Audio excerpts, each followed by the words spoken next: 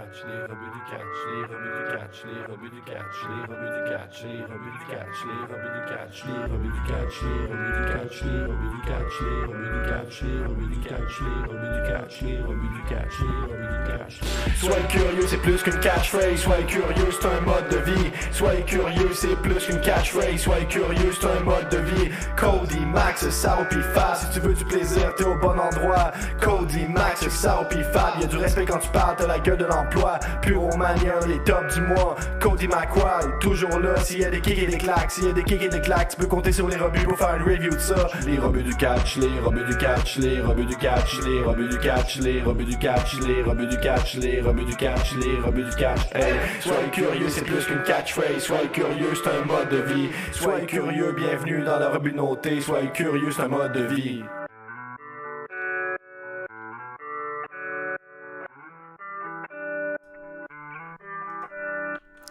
Allez, salut tout le monde et bienvenue dans un tout nouveau podcast sur la chaîne des rebuts du catch. Bienvenue dans la review de JCW Nick Gage Invitational 6. Je suis Cody McLeod et je suis bien sûr accompagné de Fab. Salut Fab, ça va?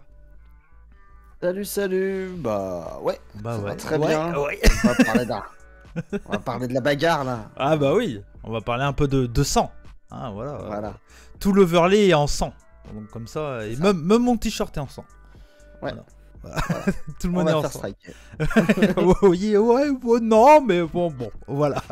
Et on est accompagné d'un guest. Et quel guest? Vous le connaissez déjà si vous suivez l'univers CJDLL, bien entendu. Et puis, si vous suivez la chaîne des rebuts du catch, dès qu'on parle deathmatch, vous l'avez déjà entendu ou vu. C'est bien sûr Gab de C'est juste de la lutte. Salut Gab, ça va? Hey, ici Gab, a.k.a. La Promesse, a.k.a. le meilleur rappeur, podcasteur, lutteur de Limoilou, Québec. Il est 2h30 de l'après-midi ici environ. J'ai mon chien à côté de moi qui joue au frisbee, donc c'est possible qu'il y ait des petits polluants sonores, comme on pourrait dire, mais ça va très bien. Mon chandail est en sang aussi. Oui. Donc c'est la thématique. On va essayer de mettre un peu d'énergie dans cet événement qui en a un peu besoin, on va se le dire quand même. Ah, bon voilà, c'est la fin de la review. Gab a donné son avis.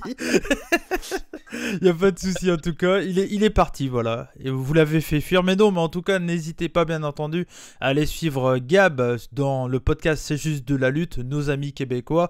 Hein, le seul podcast du Québec et de France qui sont en alliance. Hein, c'est ça. On réduit la guerre, la rivalité. Mais en fait, je suis parti retirer la clochette de mon Ah. chien. C'est à votre avantage, Mais vous connaissez plus Benny qui est pas mal une star en Bretagne. Ah ouais, ça y est, lui, c'est le... Mais ça se sent à chaque fois qu'il fait la révision des comptes de la lutte là, que vous pouvez trouver sur YouTube. Il y a toujours des fans français, des fans bretons. Donc c'est très cool de voir les deux qui se rejoignent. Oui, bien sûr, c'est ça. Et en plus, toi, t'es encore plus lié avec la chaîne des rebuts, parce que c'est toi qui fais l'intro des rebuts. Les rebuts du catch. Ah, c'est moi, vrai. ça. Effectivement. C'est presque aussi. Je vais te re-enregistrer maintenant et comme ça sera la nouvelle intro. Performance live peut-être pour un prochain épisode, là, pour une occasion spéciale, sait-on jamais. C'est ça, mais en tout cas c'est un vrai plaisir de t'avoir avec nous. Et puis dès que tu viens sur la chaîne, c'est souvent pour parler deathmatch quand même. Exactement, je viens me cacher ici. Ouais, c'est ça. Oh là, j'ai allumé ma lumière, c'est très violent. Oui, parce que, alors n'hésitez pas, bien entendu, à aller voir CJDLL, disponible partout, tous les mardis à 2h du mat chez nous en France, quelque chose comme ça. Là, c'est ça. On est de retour, là, nous, heure du Québec, là, on est de retour le lundi à 20h45. D'accord. Fait qu'on rajoute 6h à 20h45, puis ça vous Ouais. donne... regarde, levez-vous le mardi, puis ça va être disponible. Ouais, c'est ça. On va y aller comme ça, je crois. Faites comme moi et écoutez sur SoundCloud le mardi matin, et puis voilà, on est bien. Et voilà. Et voilà, donc surtout, n'hésitez pas. Et puis, bien sûr, Fab, on le présente plus, l'homme qui fait tous les miniatures, les graphismes des rebuts. Donc voilà, on est une belle équipe pour parler deathmatch et ça fait plaisir. Et on va pas perdre de temps en commençant avec le début du show. Mais on va surtout parler d'un premier point qui, sur le moment, m'a pas spécialement sauté aux yeux. Mais c'est que quand j'en ai parlé un peu avec Gab, je me suis dit, tiens, c'est vrai que. Je sais pas si on en avait parlé ou pas avec Fab pendant qu'on l'a vu en live, mais voilà, on va y arriver. Donc le show, c'était le JCW Nick Gage Invitational 6, c'était le 13 novembre 2021. C'était au Summit, Illinois, USA, au Summit Park District. Et c'était bien entendu sur fit.tv. Comme commentateur, c'était surtout Kevin Gill et Dave Prazak, mais il y avait eu également FI et Alicat qui sont venus commenter tout ça. Ça devait être pendant le match du Cirque du Soleil, hein, je pense, pour Alicat et FI. Je crois que c'était ça.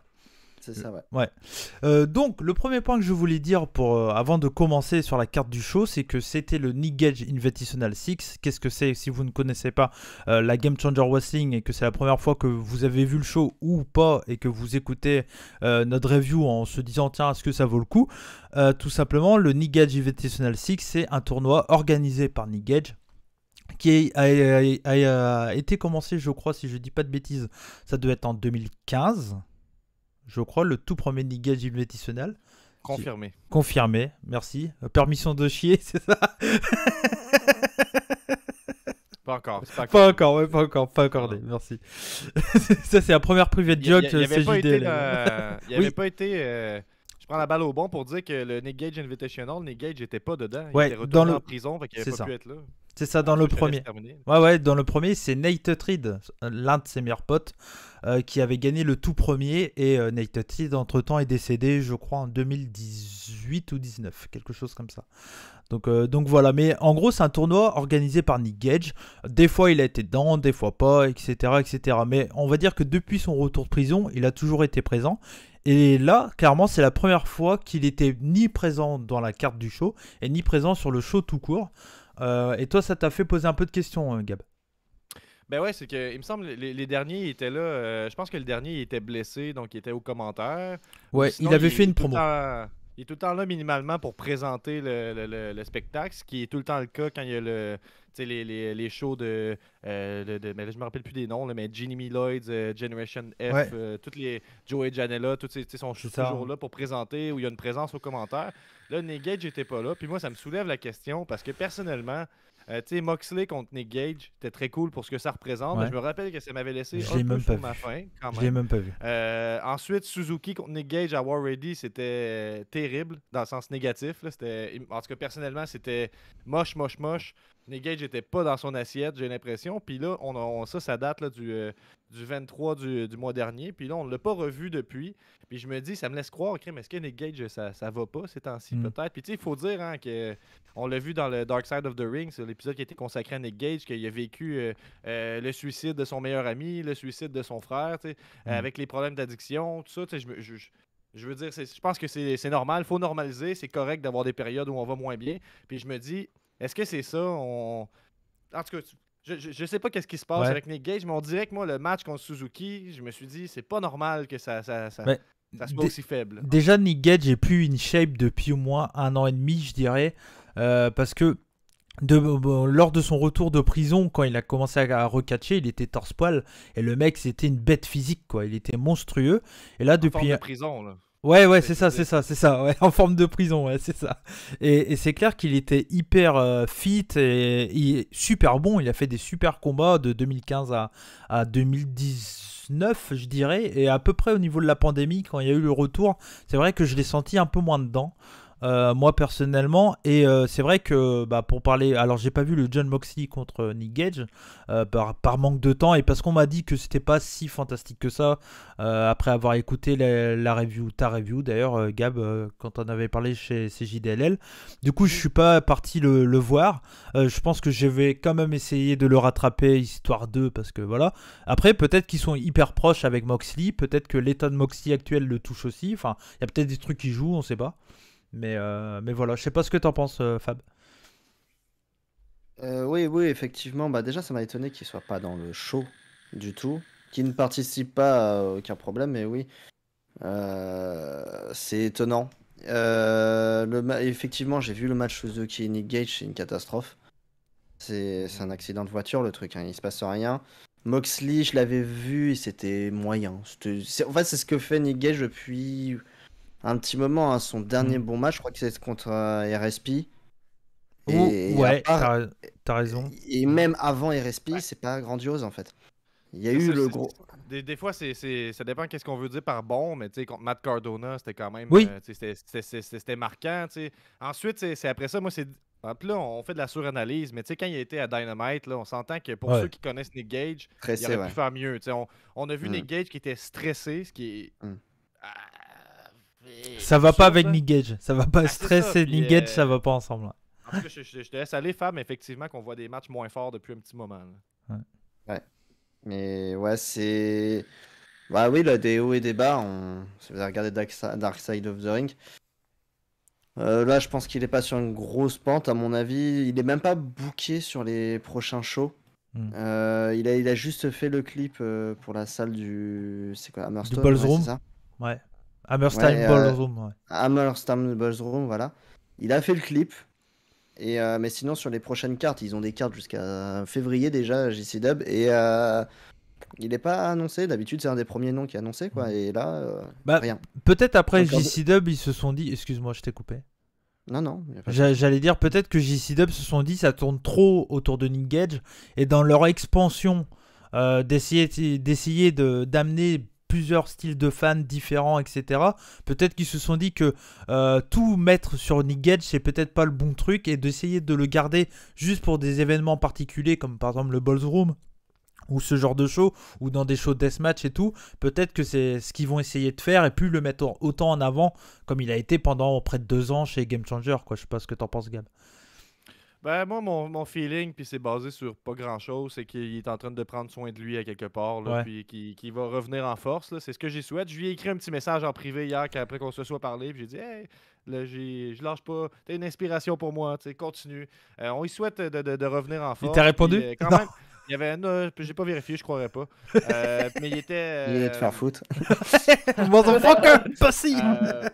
Mais par contre, Nick Gage avait une présence quand même qu'il faut dire dans le Nick Gage Invitational 6. C'est pendant les entractes, il y en a eu 2 ou 3, il y avait le regard de Nick Gage qui perçait notre âme pendant 9 minutes. Là. C'est comme, pour notre intermission, 10 minutes de Nick Gage qui te regarde jusqu'au fond de ton âme. Je sais pas si on a le visuel, là, mais... Si, je l'ai mis, ouais. Ouais. C'est ça. Ben, bref, fait qu'il y avait ça. C'était la seule présence que Nick Gage a eue pour le Nick Gage Invitational 6. Ouais, c'est un peu dommage, mais bon, après, c'est pas la première fois, comme on l'a dit. Enfin, c'était la première fois qu'il était pas là depuis son retour de prison. Donc, bon, voilà. Mais c'est pas. Alors, on parle des catcheurs qui sont pas trop en bonne santé, on va dire, du côté de chez Game Changer. Leur actuel champion, on l'oublie pas, mais c'est Jon Moxley. On sait ce qui se passe, on va pas y revenir. Mais il y a d'autres catcheurs qui, clairement, est-ce qu'ils auraient mieux fait de catcher ce soir? Je sais pas. On va y revenir, mais c'était compliqué, hein, voilà. C'était compliqué. Après, c'était ça. Juste avant de commencer, au final, est-ce que JC Dub s'est vraiment investi dans le show? Je sais pas, parce qu'au final, leurs gros stars actuellement, ceux qui vendent des billets, c'est-à-dire un Cardona, un Effie, et un Ali Kate, ils sont pas dans le show non plus au final. Non, mais Ils t'as auraient pu très bien. le être dans meilleur le tournoi, catcheur ils sont pas. deathmatch t'as 2 des meilleurs catcheurs deathmatch dans ton tournoi quand même. Oui, c'est déjà bien, mais ils auraient. Je sais pas. On sent qu'il y a eu du rafistolage quand même un peu. Ouais, Deux, trois trucs. je sais pas. T'as la top star, t'as la future top star du deathmatch, à savoir Atticus Cogar. T'as 2 japonais, dont une japonaise un peu pépite du deathmatch qui est Raina Yamashita. T'as une surprise, on y reviendra avec Charlie Evans. T'as Alex Colon, Akira qui est la jeune pépite du deathmatch. Sur le papier, Masashi Takeda, Eric Ryan, c'est peut-être le nom le plus commun, on va Eric dire. Hayat et Kit Osborne, c'est pas. Ouais, voilà, ouais, c'est ça. C'est pas clinquant. Mais ouais, Ouais. enfin, quand t'as Colon, Takeda, Akira, Atticus Cogar, t'as quand même 4 gros noms du deathmatch actuel dans ton tournoi, quoi. Moi, sur le papier, le tournoi, il me hypait énormément. Et j'avais un peu peur du format parce que il y a 2 ans, le Nick Gage Invitational, la finale c'était un Fatal 4-Way et les premiers tours c'était des 3-Way. Donc Ouais. là, Alors. bon là c'était juste le même format l'instant, qu'un ça. tournoi habituel avec simple à chaque fois. Donc voilà à peu près ce qu'on avait à dire. Je sais pas si t'as un truc à rajouter avant qu'on passe match par match, Gab.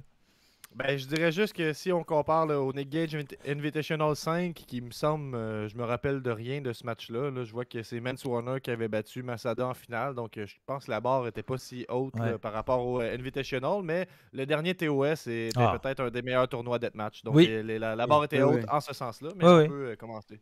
Ouais, mais pour moi, les TOS ont toujours été meilleurs que les Niggas Invitational. Toujours. Oh. Si je dis pas de bêtises, pendant la pandémie, grosse période de pandémie, on y est quand même toujours, mais pendant la grosse période, enfin, aux États-Unis, eux, ils y sont plus du tout. Mais en tout cas, en France, ça revient un peu dur, hein, donc voilà. Mais bref, et je sais que je crois que c'est la première fois où RSP perd en 2020. Ok. Il perd en finale, je crois, contre Cologne, je crois, d'ailleurs. Ou Dans lequel, ça, tu dis? dans le Niggas Invitational 2020. Ou c'est TOS 2020 ? Je sais plus. Ah, je sais plus, sais pas. je confonds entre les deux. Je vais faire mes Ouais. recherches. Ouais. Bah en fait, tout simplement, en gros, le TOS, c'est le tournoi qui a concurrencé directement le Tournament of Death de CZW. Et le Niggas Invitational, c'était un tournoi avec les amis de Gage. C'est un peu prévu comme ça de base. Donc voilà. Avec, entre autres, il y avait des Danny Havoc, des Scotty Vortex, tous les mecs de CZ de l'époque, au tout début du tournoi. Donc voilà. On va commencer du coup avec le premier match du premier tour. C'était Atticus Kogar qui faisait face à Raina Yamashita. Raina Yamashita, est-ce que tu peux nous en dire un peu plus, Fab ? Je sais que tu la connais un peu. Oui, c'est une catcheuse deathmatch qui est notamment à la Freedom. Ouais. Qui fait beaucoup de Freedom. Elle est avec notre grand ami, son mentor et notre grand ami Minoru Fujita. Est-ce que tu le connais, Gab, lui ? Ouais, je le connais de Choco Pro. Il est nul, hein. À Choco Pro, il est vendu comme une légende de Deathmatch. Mais parfois il est vendu comme une légende, mais on sait pas où. En fait. Il est nul. C'est une légende des roll-up. Il gagne tous ses matchs en roll-up. Dans le roll-up. contexte de Choco Pro, il se débrouille puis il amène une petite couleur. Là, mais Est-ce que- j'ai pas de mal à croire que c'est pas Ouais. top. Là. Est-ce qu'il gagne tout en roll-up à Choco Pro ? Il y a beaucoup de roll-up là, à Choco Pro à base, fait que j'aurais tendance à dire que oui. D'accord. Vas-y, Fab. Oui, donc oui, c'est une catcheuse Ouais. qui est en tag avec son mentor Fujita. Mm. Je crois que. Elle a une faction avec Takeda aussi. Ouais, c'est ça. Elle a la faction avec Takeda. Je vais chercher le nom. Là, je Ouais. l'ai. C'est. J'ai pas le nom. Bon, c'est pas grave. Ah, c'est Unchained, voilà. Unchained, c'est avec, ça. avec Jun Kasai aussi. Donc, Ouais. voilà, un sacré clan. C'est un peu la protégée de Jun Kasai et Masashi Takeda, hein, un peu dans le deathmatch. Oui, clairement, ouais. Bah, c'est pour ça qu'elle est là, je pense. Ouais. C'est vraiment une catcheuse qui, depuis 1 an et demi, 2 ans, est en train de. Ça fait un moment qu'elle est là. Mm. Mais elle est en train vraiment de grimper au Japon. Notamment à la Freedom. Je pense qu'elle a fait un peu de BG-Dub, je suis pas sûr. Pas beaucoup. Mais Je crois voilà. pas. Et elle a même été. Elle est beaucoup bookée à Ice Ribbon. Donc c'est Ouais. pas c'est une vraie catcheuse à la base. Qui se Mm. détourne vers le deathmatch. Elle a même été cherchée chez TGPW. Et maintenant, les portes sont ouvertes pour JC-Dub. Et je pense que ça sera pas la dernière fois. Ouais. C'est vraiment une catcheuse qui monte. Totalement. Et face à elle, elle avait Atticus Kogar. Atticus Kogar qui est, comme je l'ai dit, pour moi la jeune pépite du deathmatch, qui je pensais que ça allait être son heure, mais l'ont décidé autrement. Il était peut-être le favori pour Ouais. gagner. Hein, je Ouais, pense, là. totalement. Il faisait partie Ah ouais. des favoris. Toi aussi, tu pensais que ça allait être son heure, et bon, on y reviendra, mais on nous l'a montré que c'était pas le cas. Mais tu penses que ça peut être le futur du deathmatch, Gab ? Atticus Kogar, oui, moi je trouve que dans les derniers tournois où il est apparu, on a fait. Là, on n'est pas allé dans cet angle-là pour celui-là, là, faute de budget ou je sais pas, là, mais il y avait pas. Il y avait eu des belles vignettes hein, où il parlait qu'il était un enfant de la rue, puis il y avait vraiment une volonté de l'éloigner un peu de 4-4-OH, puis de lui donner un peu sa personnalité à lui, puis je trouve qu'il est capable d'amener quand même du storytelling dans un match et tout ça. Ouais. Mais moi, effectivement, là, je le vois là, dans les figures de proue pour le deathmatch américain les prochaines années, là, sans aucun doute. Puis c'est quelqu'un qui, au début, quand il est arrivé avec 4-4-OH, en tout cas, moi, c'est comme ça que je l'ai connu, il me laissait ni chaud ni froid, puis il a réussi à gagner la foule organiquement, puis on sait qu'avec Game Changer, c'est ça qui fonctionne. Ouais, donc, c'est ça. Ouais. Effectivement, je sais pas s'il peut aller au top, mais définitivement, Si, la moi- Game moi, Changer où il peut. Je pense. Il va gagner un tournoi, là, si c'est pas l'année prochaine. C'est sûr qu'il gagne un tournoi l'année prochaine. Pour moi, l'histoire entre eux, Bon, il aura une revanche un jour ou l'autre à prendre sur Alex Colon. Ça en fait partie. Oui, Sans- j'espère, ouais. Je Ouais, pense. sans aucun doute. Moi, je pense qu'il sera très important pour le deathmatch pour Game Changer Wrestling. Surtout que maintenant, on l'a compris, hein, le deathmatch, c'est plus Game Changer Wrestling. Le deathmatch, c'est une division de Game Changer Wrestling. Là, c'est clairement comme ça qu'il faut le prendre maintenant. Ils ont clairement fait exprès. Ils font beaucoup, beaucoup de shows où tu as un deathmatch, ou des fois, tu n'as même pas de deathmatch dans des shows. Ça arrive aussi. Donc voilà, pour moi, ils sont vraiment en train d'essayer je dirais pas au point d'essayer de faire un truc un peu plus mainstream, mais en tout cas d'agrandir les followers et d'essayer de... Ouais, un équilibre. Un équilibre un peu C'est plus. ça. Puis je pense que de ramener le titre ultra violent, ben, ça vient cimenter cette volonté-là C'est ça. d'avoir une division, justement. Puis Ouais. que ça fasse du sens qu'il y ait un deathmatch sur une carte qui soit pas juste là pour être là. C'est ça, totalement. Donc voilà pour la présentation des deux combattants. Rapidement, ce qui s'est passé dans le combat. Au début du combat, c'est l'avantage pour Rayna, qui est avec du catch. En début de combat, ça arrive beaucoup avec Atticus Cogar aussi également. Il aime bien faire beaucoup de catch. Et moi, c'est ce que j'aime le plus dans le deathmatch. C'est quand t'as pas... J'aime bien que les armes soient utilisées pour une raison. Ou pour se dire à un moment, bon, il y a eu trop de catch, paf, on prend un néon, on le pète sur la gueule de son adversaire. Et pas, j'aime de moins en moins les deathmatchs où c'est deux gros tas qui se rentrent dedans avec des coups de néon juste pour se mettre des coups de Ils néon. mangent des néons aussi, hein, c'est Ouais. la mode depuis Ouais. un an, manger des néons. Là, je sais pas si vous avez remarqué, là, mais Si. moi, Oui. à chaque fois, ça me. Ça, c'était la Je mode sais dans pas. les débuts 2000. Ils mangeaient tous des néons. Ah ouais, ah ben Ouais. c'est revenu. Ouais, c'est revenu. Bah, c'est un cycle, hein, le catch, hein, ou la lutte. C'est un cycle, hein, totalement. Il y a un dropkick de Rayna sur Cogar pour le premier gros spot avec des néons. C'est un shotgun dropkick directement en plein dans les néons pour Cogar qui finit le dos directement dans le verre. Derrière, il y a un souplex de Cogar sur Rayna. Il y a des échanges de coups de néon. Et là, il y a l'une des spécialités de Rayna. C'est elle, entre autres, qui a ramené ça au Japon, mais pas que. Bah, je crois que moi, dans mes souvenirs, l'un des premiers mecs que j'ai vu ramener un éventail de néon, c'est Jun Kasai. Donc ça entre guillemets, ça parle de ce qu'on a dit avec un peu le côté protégé de Rayna avec Jun Kasai. Et donc là, c'est Atticus Cogar qui met le coup de néon cette fois-ci. Et derrière, c'est un nearfall. Il y a un river speed driver, quelque chose comme ça. Très cool par Rayna sur des néons pour reprendre l'avantage. J'accélère un peu dans le combat. Coup d'éventail de néon également. Elle en avait deux cette fois-ci. Il n'y en avait pas que un. Il y a un Death Valley Driver dans le coin sur une tour de néon de la part de Atticus Cogar sur Rayna. Mais Rayna montre tout son côté japonais et son fighting spirit. Pour le nearfall, derrière bien entendu Cogar, il a battu Masada, donc il est obligé d'utiliser les pics maintenant, hein, ça fait partie de lui. Donc les pics verts sont sortis. Derrière, il met les pics dans le crâne de Rayna Yamashita, puis il fait un bulldog, une espèce de bulldog. Je sais pas trop ce que c'est cette prise. Moi j'appelle un facebreaker avec les pics dans la tête. Voilà. Bon. C'est l'un de ses finishes et il gagne le combat comme ça. Il appelle ça le headlock driver. Headlock driver, bah oui. Non mais c'est ça en fait, totalement. C'est un headlock et puis il finit tête première. Bon voilà. Ok. Et moi c'est un match que j'ai vraiment bien aimé. Un peu court dans mes souvenirs. Je sais pas si t'as le temps, Fab. 10 minutes. 10 minutes. Ouais, bon, en fait, c'est plutôt bon pour un premier tour. J'ai mis 3,75 sur 5 en casquette, bien entendu. Pour moi, c'était vraiment un bon opener. J'ai bien aimé la performance de Rayna là-dedans. Je sais que... Alors, toi, tu la connaissais pas du tout, Gab. Qu'est-ce que t'en as pensé? Non. Ben, moi, premièrement, j'ai adoré son masque d'éléphant qu'elle arrive. Ouais. C'est des petites touches intéressantes. C'est très Moi, j'ai japonais, trouvé ça. qu'elle avait pour le coup. une belle intensité qui manque pas nécessairement, mais qui sert beaucoup à toute division féminine. Je pense qu'elle a une belle intensité. Tu t'en fous que ce soit une femme. Je veux dire, dans le ring, en tout cas, moi, j'ai trouvé qu'elle s'est vraiment bien débrouillée. Elle m'a impressionné. Puis, définitif qu'elle va revenir à Game Changer. Je suis certain de ça. Moi, j'ai trouvé que c'était un super opener aussi. 3,75, ça me semble juste. Moi, les quelques tournois que j'ai écoutés Game Changer, on dirait qu'on commence. C'est pas rare que le premier match est le meilleur match ou dans les meilleurs matchs. Hein, fait qu'ils ont commencé L'année fort. dernière, au TOS cette année, c'était incroyable.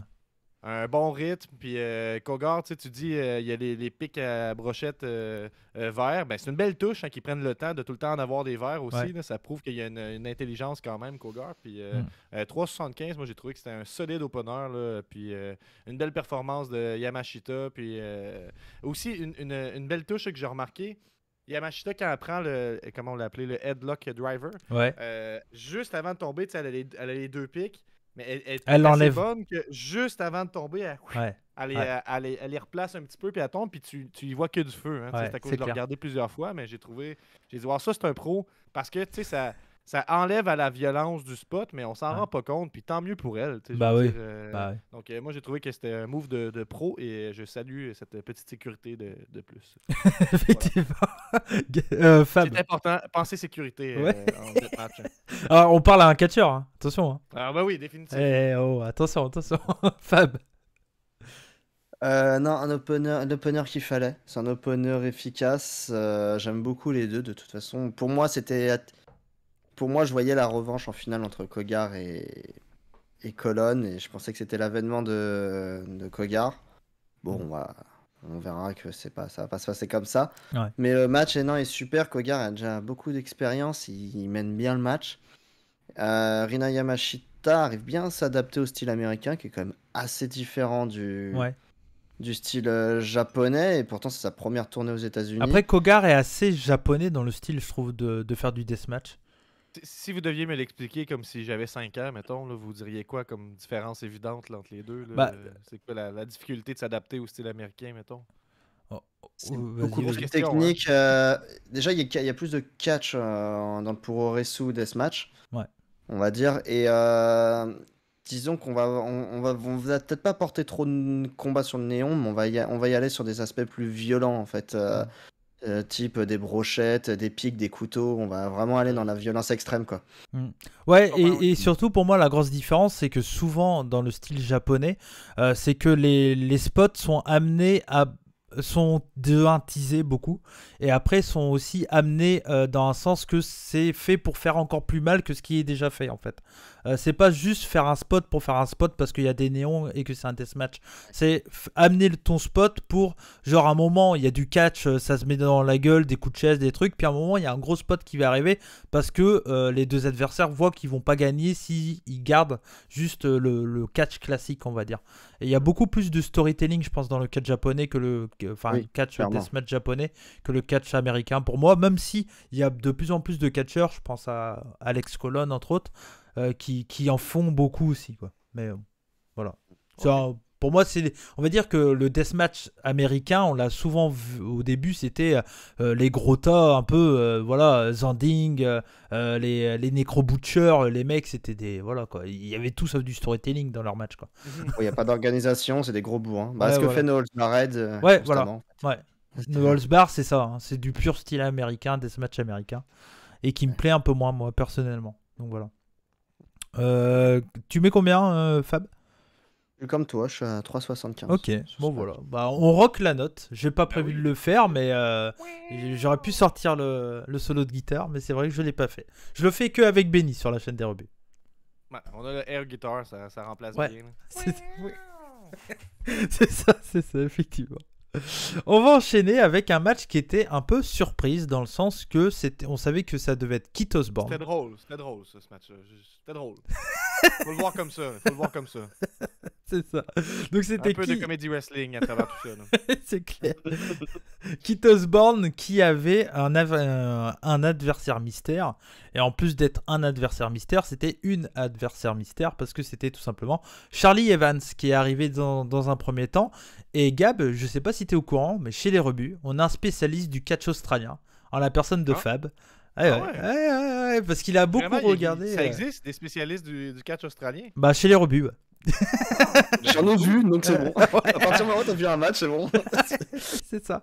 Non, je suis pendant la pandémie, on essayait de fouiner un peu partout pour trouver du catch, et je suis tombé sur la PWA notamment, catch entreprise de Melbourne, Ouais, c'est ça, je crois. Ouais. je crois. Et donc je suis tombé amoureux de cette compagnie, j'ai commencé à fouiner un peu. Et bien sûr, pendant la pandémie, en fait, c'était le festival en fait en Australie parce que tous les Australiens sont rentrés en Australie, ils sont restés bloqués là-bas. Donc on avait les Aussie Open, on avait Robbie Eagles. Robbie Eagles, on avait Charlie Evans, Ouais. qui est quand même moi que je connaissais un peu. Et donc oui, je suis tombé sur Charlie Evans, qui avant ça, il était sur le circuit UK principalement. Ok. Elle a fait ses armes là-bas. Elle était à la Pro Racing Eve. Petit à petit, elle se mettait un peu hardcore, mais c'est une très bonne catcheuse.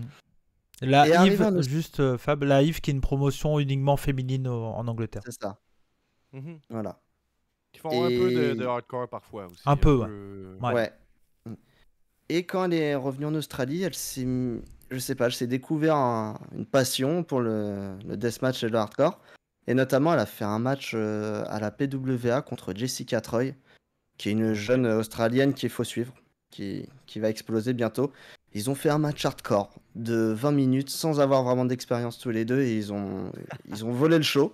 Et ils ont volé le show, ils ont fait un truc, c'était une boucherie. C'était un carnage et ils se sont fait très mal. Et moi, m'a choqué sur le coup. Je la connaissais dans son style de catch, mais dans le hardcore, c'était impressionnant. Et derrière, elle a fait tout un tournoi dans une petite compagnie qui s'appelle la DMDU, qui est le côté, la compagnie Deathmatch En Australie. australienne. Mhm. Et c'était la seule femme, parce qu'il n'y a que des hommes, et elle a marché sur tout le monde dans le tournoi. Elle a été excellente, donc j'étais très contente de la voir du coup Ouais. apparaître à JC Dub. Elle avait fait un Et- match le soir d'avant contre Raina Yamashita dans C'est le ça. show d'avant de Game Changer Ouais, j'ai Wrestling. Tu l'avais vu? Classique, Ouais. classique JC Dub, hein, d'être à l'affût des nouveaux talents comme Ouais. ça. Une jeune de 24 ans, puis elle a un petit buzz à quelque part. Ok, on la porte. Là, Ouais. Mm. Et la suite classique, quand tu perces chez JC Dub, c'est All Elite. Hein. C'est Ben, je comprends. Puis elle s'est faite plutôt à Evil Deeds la veille du tournoi. Elle s'est faite quand même dominer, je dirais, par Yamashita là, dans un Ok. quand même très bon match là, en semi-main event, mais quand même dominé. Fait qu'on Ok. on s'attendait pas à ce qu'elle. Ben, en tout cas, suivant cette logique-là, on s'attendait pas à ce qu'elle arrive forte. Là, disons, Ouais, si on peut dire c'est clair, comme ça. c'est clair. Et donc elle arrive contre Kit Osborne. Alors Kit Osborne, lui, c'est un catcheur de l'académie de CZW, si je dis pas de bêtises. La Bad Apple, c'était comme ça qu'il se faisait appeler. Il a plus son délire de pomme et tout. Hein. Maintenant, ça a changé. Avant, il rentrait, il avait le logo de Apple sur lui. Ouais, c'était le DMCA. Ils lui ont dit toi, tu vas arrêter avec cette tenue. Tu vas te calmer tout de suite. Et du coup, bon, maintenant, il est un peu plus cool. C'est considéré comme un jobber chez Game Changer Wrestling.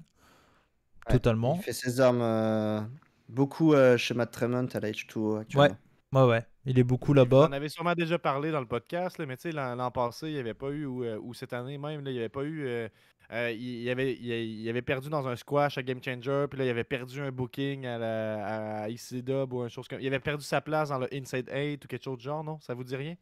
Ouais. En tout cas, Ouais. il s'était fait squash à Game Changer, puis là, à la suite de ça, il avait perdu sa place dans un autre tournoi. Fait que le Game Changer, il a dit hey, on te donne une place dans le prochain tournoi, tu sais, classique Ok. Game Changer. Insane Fait que ça, 8, Insane 8, c'est quelle promotion?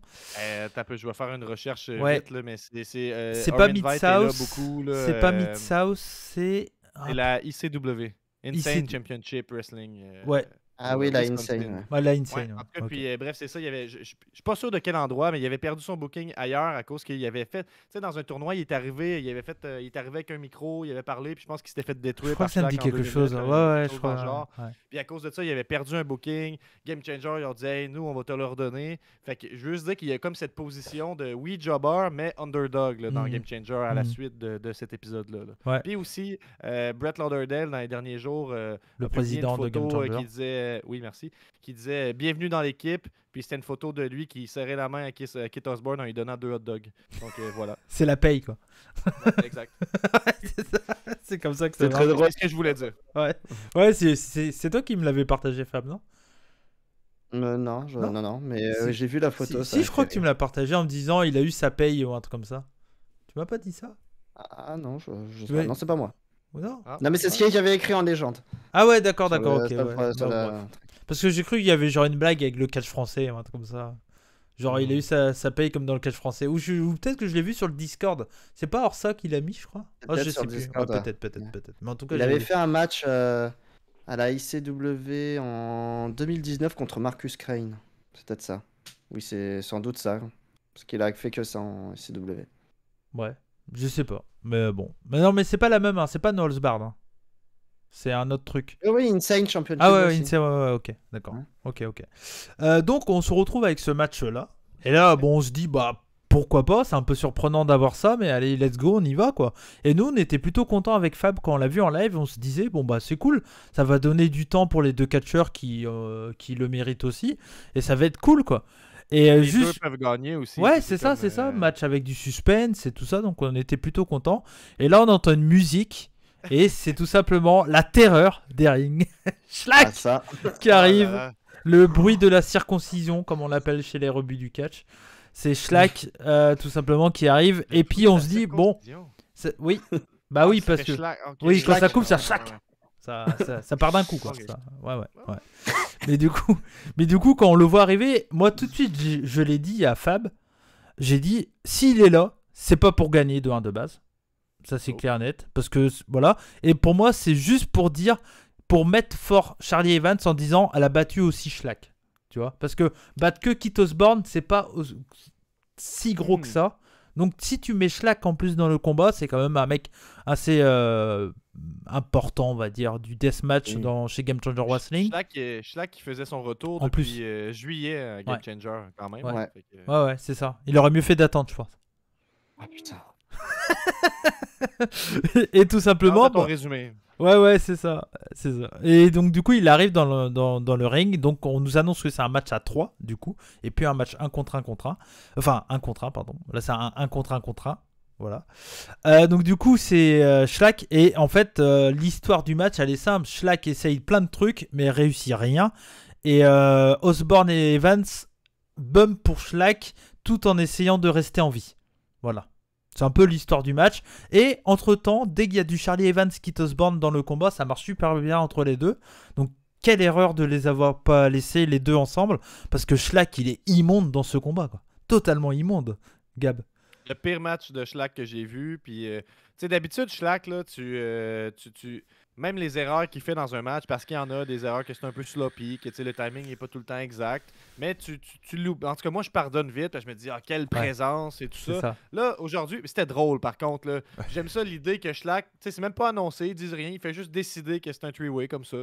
Schlack a ce pouvoir-là. C'est comme, est-ce que tu vas vraiment lui dire qu'il peut pas rejoindre le match? Non, tu sais, on laisse joindre. Après ça, il a tout manqué. Il a pratiquement failli tuer Kit Osborne avec... est-ce que tu as un résumé pour ce match-là? Bah, je n'ai pas noté grand-chose parce que j'ai mis en gros Schlack saigne abondamment du bras, mais il continue quand même le combat. Il avait déjà le bras plein de bandages, il faut le dire. Là. C'est ça. Et là, il a dû se faire un garrot là, avec du tape là, rapidement comme ça. Puis le spot que j'ai en tête là, qui était particulièrement épeurant, c'est Schlack.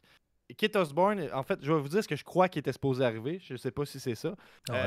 Tu fais du catch. Hein. Il y a Schlack assis sur le troisième câble. Kit Osborne saute pour faire un Hurricane Rana. Et là, je crois qu'il devait comme tomber comme ça ici, mais qu'il reste les jambes accrochées. Ouais. Et puis qu'à ce moment-là, Schlack arrive à le relever et fasse une powerbomb. Sauf que Schlack ne l'a pas attrapé. Donc, il est juste retombé sur ses pieds. Tombe par terre. Fait que là, il a essayé de le deadlifter, mais à partir du sol. Puis là, Schlack n'était pas capable du tout de le deadlifter. Donc là, il l'a remonté de peine et de misère à moitié. Puis il s'est dit, ça va être suffisant. Et là, on a eu droit à une espèce de Styles Clash, mais que Kit Osborne a reviré sur le dos par réflexe pour éviter de mourir. C'était terrible. C'est ça, et puis sans parler des no-sell tout le long du match où Schlack vend que rien du tout, quoi. Il y a un moment, il y a un gros bump, je sais plus ce que c'est exactement, de Evan sur Schlack. Et je crois que c'est un Rana sur des tables, enfin sur des vitres. Je pense qu'il a fait juste le lancer du troisième câble vers un paquet de chaises et de néons et tout ça. C'est ça. Et No-Sell, il se lève direct et tout. Enfin, ça faisait aucun sens dans ce combat. J'ai halluciné quand j'ai vu, comme tu l'as dit, Gab, la pire performance de Schlack dans un match. Il no-sell les coups de poing à Charlie Evans. J'ai pas remarqué avec Kit, mais il no-sell, je l'ai vu peut-être sell un dropkick ou quelque chose du genre, mais sinon, il mangeait un coup de poing, il était comme ça. Mais j'ai l'impression qu'il voulait rien vendre de Charlie Evans. Ouais, j'ai eu cette impression-là aussi. Un peu de misogynie de la part de Schlack. Je sais pas. Je sais pas, peut-être qu'il s'est dit, moi je vais pas vendre pour une nana, enfin j'en sais rien, hein, mais bon, on sait que c'est pas le mec le plus futé au monde, Schlack, même si je l'aime beaucoup. Hein. Mais c'est vrai que bon, voilà, on va dire que fumer des ouinges sur ouinges, c'est peut-être pas ça qui te fait avoir du bon sens. S'il y a que ça va. Ouais, s'il y a que ça va, ouais, c'est ça. Là, mon avis, ça Ouais. devait y aller. Ouais, ça devait Il piquer aurait pu du nez. avoir hein. la musique, là, je pense, British. C'est Bénil. Ouais, c'est ça, oui, Ouais, merci. Bénil. Ouais, c'est ça. Tout le long, là, avec un accéléré du match. Là, Ouais. en tout cas, bon. Ouais. Non, c'était horrible, hein, Fab. Ouais, non, c'était catastrophique. Il y a même un spot avant le gros spot où Kit Osborne, il a failli le tuer. Il balance Kit Osborne dans le coin du ring où il y a une chaise, mais il le balance comme du n'importe quoi. Enfin, il n'y a rien qui va. Et même quand il se prend le spot de la table et des chaises de Charlie Evans, tu sens qu'il est paumé parce qu'il se relève, il fait no sell, mais il part. Ouais. Il part dans le public et tu le vois plus du match parce que c'était la fin du match et tu le revois plus. Mais en fait, il Ouais. est parti. Il était complètement. Je pense qu'il était sous stupéfiant. Ouais. À mon avis, dans ce match, il est. Mais à un il moment, avait il y a eu une grosse réaction du public d'un coup. Et Schlack revient et il saigne. Est-ce qu'il s'est pas glandé aussi à l'extérieur du ring et pour saigner comme ça? Je sais pas, mais il pissait le sein, ouais. Mais Ouais. ouais, parce qu'il n'y a pas eu de spot Non mémorable qui fait Je qu'il pense s'est qu'il- blessé avant. Et il revient devant la caméra et ça gicle de partout. Je On pense sait qu'il pas s'est trop ce coupé en faisant un spear à Kit Osborne dans un coin. Je pense que c'est là que j'ai cru remarquer, mais c'était Ok. rien qu'on pouvait vraiment voir puis qui était. Mm.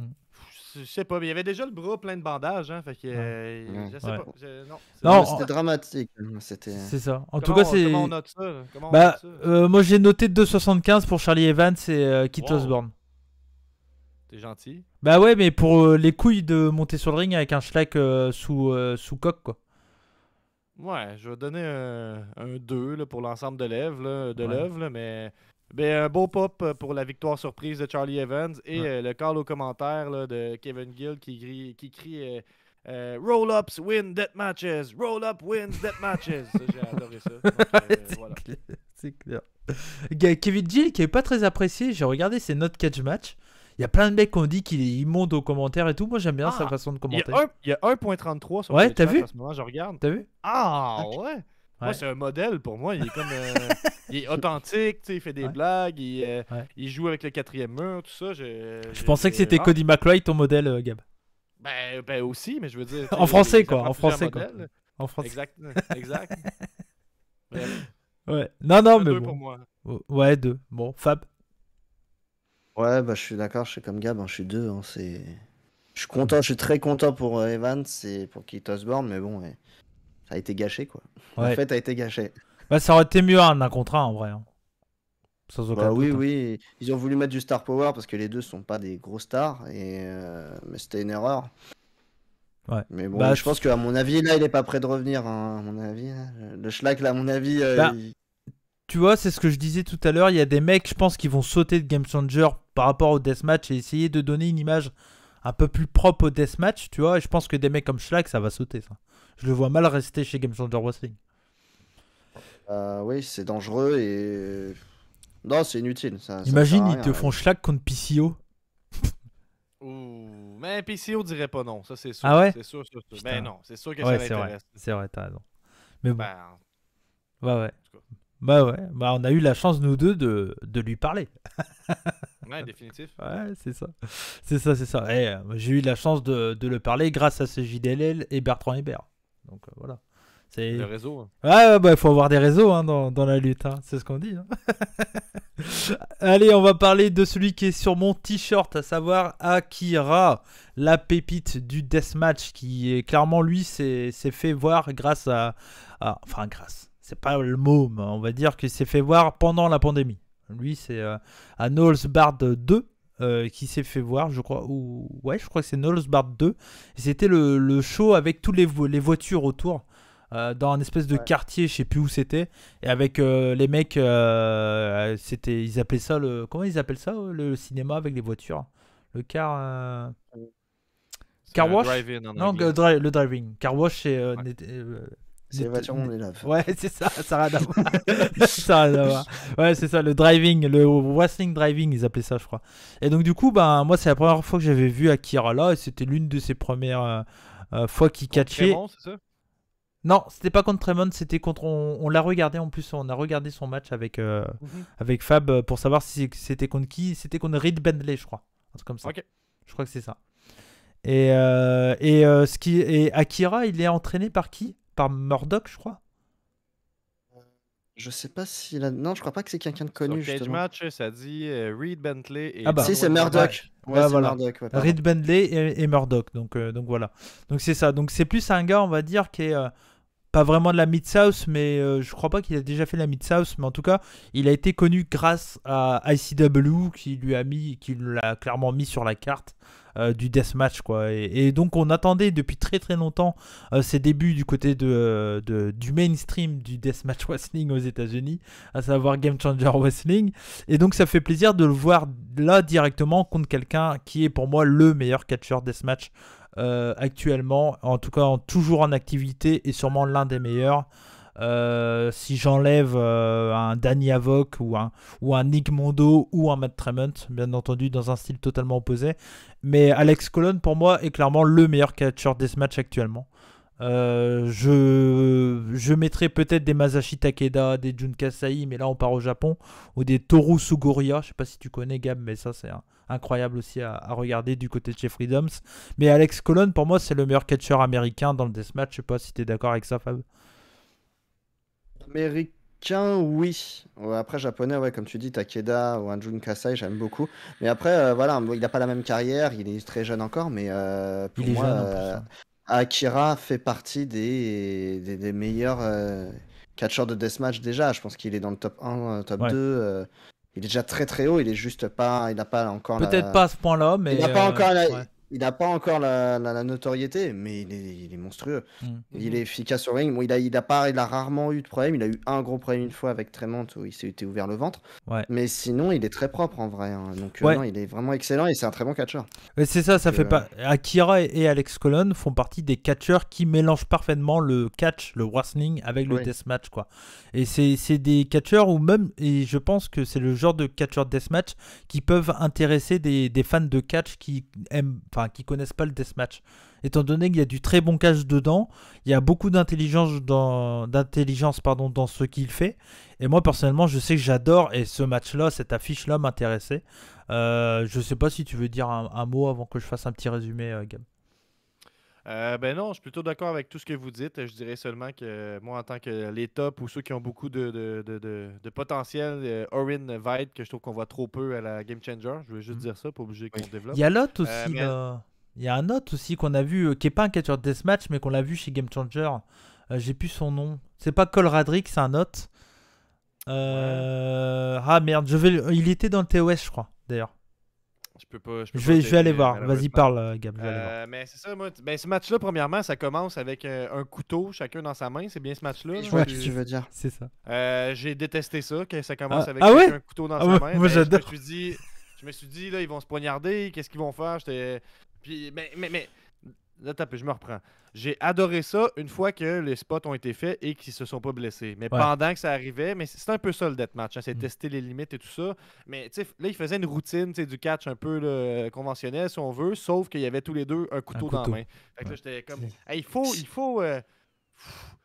faut être, je sais pas comment on peut dire ça, là, un terme français, là, mais il faut être, moi je dirais craqué, il faut être gonflé à bloc là, pour se dire, ouais, on fait ça, pas de problème, j'ai confiance en toi, aucun problème. Natif d'homicide en direct. C'est ça. Fait ils ont bien fait ça parce que c'était encore une fois le pouvoir de la suggestion. Ils n'ont pas utilisé les couteaux, mais le fait que c'était là, ça a ajouté grandement au match. Puis ça a ajouté au fait de je te prends au sérieux, tout ça. C'est des malades. Vraiment, tout ça, c'est deux lutteurs qui ont un style équivalent, un peu, j'ai envie de dire. Colon et Akira. Totalement. Fait que non, moi j'ai trouvé que c'était un super match. Probablement le meilleur match de la soirée. 1-4, là, je dirais pour moi, là, en termes de deathmatch. C'était. Sur Cage Match, ça dit que ça a terminé par décision de l'arbitre. C'est que, oui, c'est ça. C'est Camel Clutch, puis Akira s'est endormi. C'est ça, parce que Colon utilise beaucoup sa Camel Clutch ces temps-ci. Ce soir particulièrement. Ouais, ça c'est clair. Ouais, c'était Nolan bon Edwards. Match, Nolan Edwards que je pensais. Nolan Edwards, oublie-le. Il a pas dit qu'il arrêtait le match. Il a eu un grave problème. Enfin, il a des très gros problèmes de speaking out assez gravissimes. D'accord. Et depuis, il a disparu depuis juillet. Ok, bon, bah dommage parce que c'est un. Enfin, dommage. Si c'est un con, c'est un con. Mais c'est un super talent. Oui, c'est clair. C'est un super talent. Mais non, mais moi j'ai adoré parce que c'est vraiment le style de deathmatch que j'adore.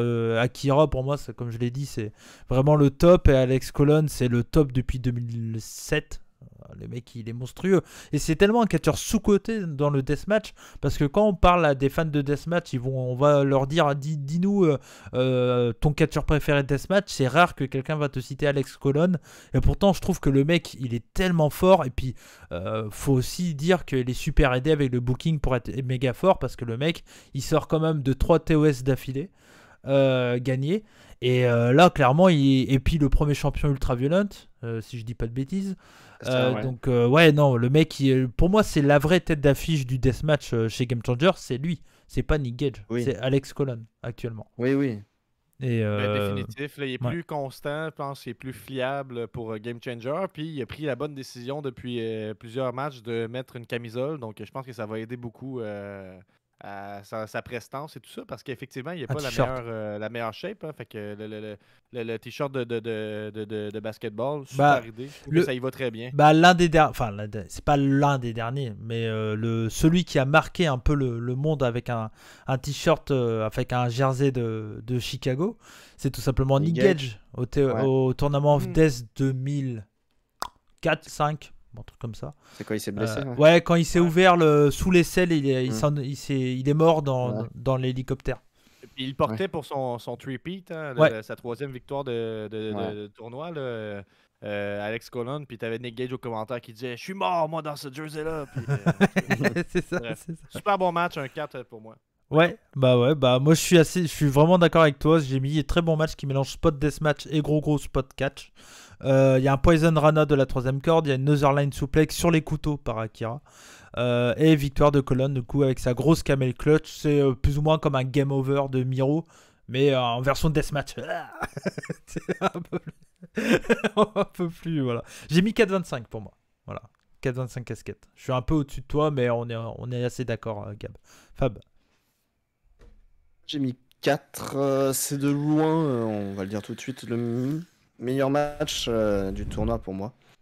Ça a été très efficace. Colon a mis extrêmement over Akira durant tout le match. Akira Il est arrive à fort très pour bien ça. suivre. Ouais. Colon, il est trop Et- fort pour mettre over. Ouais. Et il a fait tout ce qu'il avait à faire. Akira a très bien suivi. Ouais, comme disait Gap, c'est le coup des couteaux au début. Ils m'ont fait un peu flipper quand même. Là. J'ai fait Moi, un peu bad buzz. Je trouve ça un peu bad buzz d'arriver avec des couteaux dans les mains et aller se battre avec des couteaux Non, dans parce que les c'est un mains. classique de Colonne, ça, d'arriver avec des couteaux, des machins. Enfin, moi, personnellement, ça m'a pas du tout choqué, quoi. Il faut dire, c'est le genre de truc que s'il était tombé sur le couteau, ça, tu sais, je veux dire, je sais pas, Ouais. ça peut donner une mauvaise image. Là, ça s'est bien Ouais, passé. voilà. Ça fait vraiment. Bah, Voilà. ouais, Après, c'est... c'est des choses qu'il faut que JC Dub apprenne à régler. Je pense que c'est pas. Utiliser des couteaux dans un deathmatch, ok, mais arriver avec un couteau et se battre à coups de canif Bah, en et rentrant dans le ring, je sais pas, c'est quelque chose je de me très souviens, moyen, je trouve. je me souviens de je sais plus quel tournoi que j'ai chroniqué sur la chaîne des rebuts du catch, où j'en fais une review en solo, donc montée, tout ça, et je me souviens déjà parler de Colonne, et je sais plus qui c'était, qui se battait à coups de couteau. Donc c'est pas nouveau en fait. Colonne pour moi est... Oui, je comprends bien, mais c'est quelque chose que l'image que je pense que si JC Dub va améliorer, faut Je faire sais attention. pas, je sais pas, ça dépend. S'ils ont envie de vraiment garder un produit brut deathmatch, ils vont garder les combats de couteau en début de combat. Hein. Moi, ça me... Après, enfin, voilà, moi, mais- après, je suis peut-être un vieux brigand, sais que- vieux fan deathmatch, Mhm. mais moi, ça me choque pas du tout de voir dans un deathmatch deux mecs à coups de canif et puis de faire genre ils vont se planter quoi. Tu sais bien Après, que ça va pas arriver. on sait très bien que c'est des couteaux à beurre. La preuve, Ouais. ils se touchaient avec, ils se coupaient pas, mais c'est l'image clair, en fait. C'est c'est juste une clair. question d'image. Parce qu'on sait très bien que les couteaux ne servaient à rien Ah et oui. ils faisaient pas mal. Hein, mais Oui. Une lame à rasoir, ça fait plus mal. Hein. oui, voilà. Mm. Mais ouais, c'est peut-être le petit hic, mais le match est vraiment très très très très bon. Et Ouais. c'est Match à c'est une conseiller. vraie- Voilà, c'est un match à conseiller. Vous aimez le deathmatch ou le découvrir, bah, c'est très bien. Ouais, totalement. Et c'est ce qu'il faut faire. Voilà. Toi, en tant que lutteur, Gab, si on te dit tu fais un début de combat avec un couteau, tu refuses ou... Oui, définitif. Là. En ce moment, je refuse. Là. J'ai de la misère avec mon timing là, pour l'international. Si tu me dis, fais-le avec un couteau, non. Non, aucune chance. Aucune chance. Non. Bon, bah tant pis, j'aurais essayé. Mais si je demande à PCO, il va dire Ah je oui, pense. PCO. Ça. PCO veut dire, moi je veux le couteau planté dans le crâne. Ouais. C'est clair. C'est clair. Non, mais en tout cas, un très bon match. Et c'est clairement le style de deathmatch qui est facile. Enfin, pas facile, mais si la violence vous dérange pas, clairement, c'est très bien pour commencer ce genre de deathmatch en fait. C'est très vivant. Donc voilà, à conseiller. Et enfin, il y avait donc le dernier premier tour du show. C'était Eric Ryan de 448 également contre Masashi Takeda. Masashi Takeda, donc grosse légende du deathmatch japonais, plusieurs fois champion un peu partout dans les grosses promotions du Japon, dans le deathmatch, donc BG-Dub, Freedom et pas que, j'imagine. Clairement, l'un des meilleurs catcheurs deathmatch japonais, hyper complet. Il a des bases du MMA, il a fait du MMA pendant son début de carrière, du shoot style également. C'est un catcheur qui est vraiment ultra complet, il sait faire plein de choses, mais il a une espèce de jouissance dès qu'il utilise des couteaux. Oh my god. Lui, c'est Moi, Takeda, c'est tu sais, quand t'écoutes un game, un deathmatch, là, en tout cas, personnellement, j'ai toujours le mince risque d'être traumatisé. Là. Puis je me rappelle d'un spot, je pense que c'est Takeda contre un Rinvite, là, je suis pas certain, mais C'est ça. un spot que Takeda ouais. tombe sur un couteau puis il doit arrêter le match parce qu'il y a une petite bouche qui se forme dans son dos. Là. Puis ça, cette image-là est C'était au imprégnée dans ma Japon, tête. au Japon pour une tournée de Game Changer Wrestling, ouais. Ouais. En tout cas, cette image-là est imprégnée dans ma tête à jamais.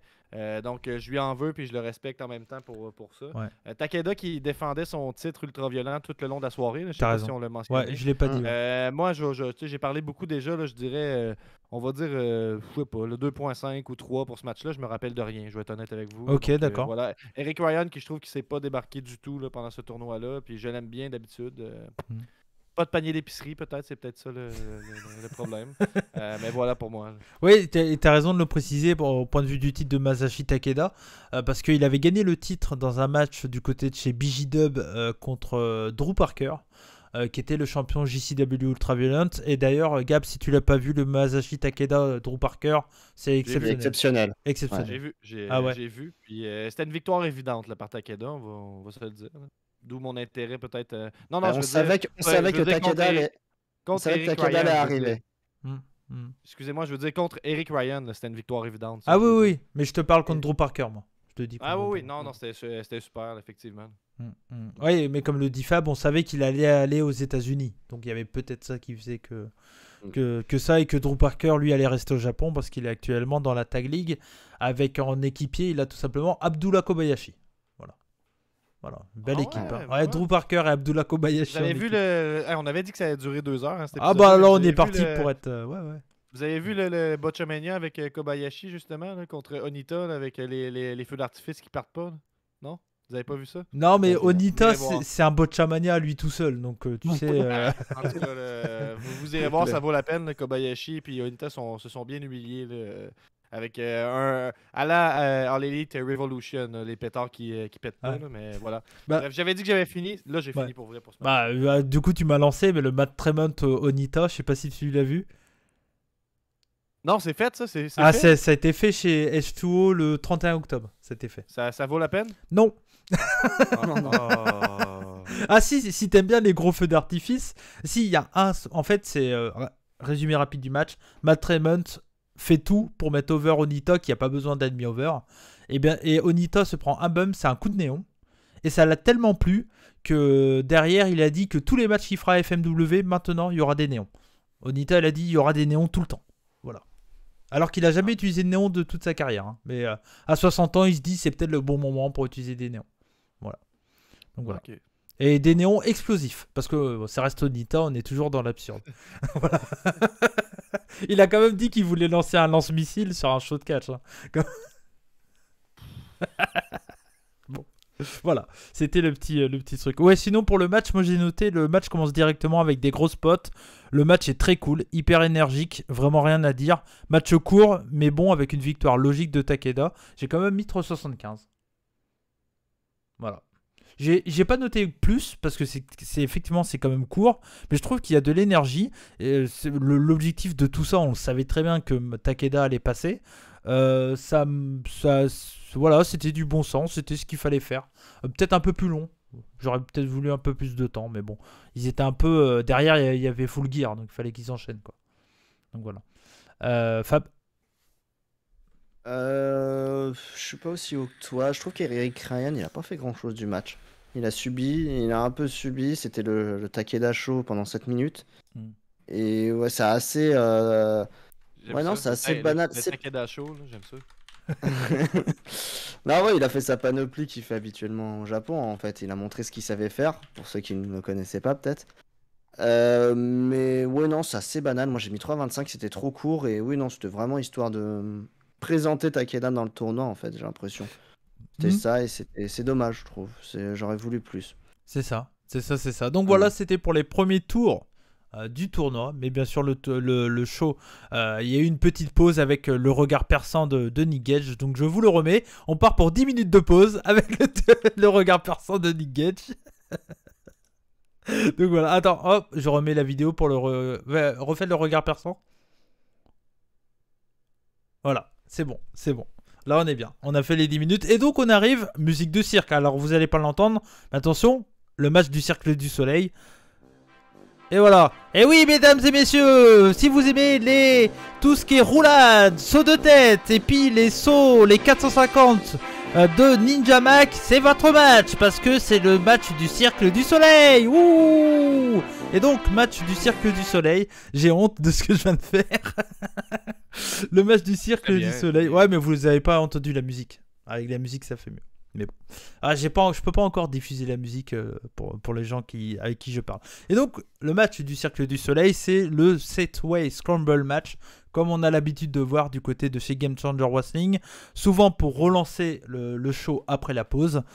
C'était donc un match où il y a souvent des jeunes catcheurs. Et donc, ça permet d'avoir des découvertes un peu quand on ne suit pas trop le programme de JCW, Jersey Championship Wrestling, qui est la promotion en dessous Game Changer Wrestling, on va dire. Et donc, c'est un match qui mélange catcheurs connus de Game Changer Wrestling comme Gringo Loco, Cole Radrick, Ninja Mac, Nate Webb, et des jeunes catcheurs comme Yoya, qu'on avait déjà vu, hein, d'après ce que tu m'avais dit, Fab.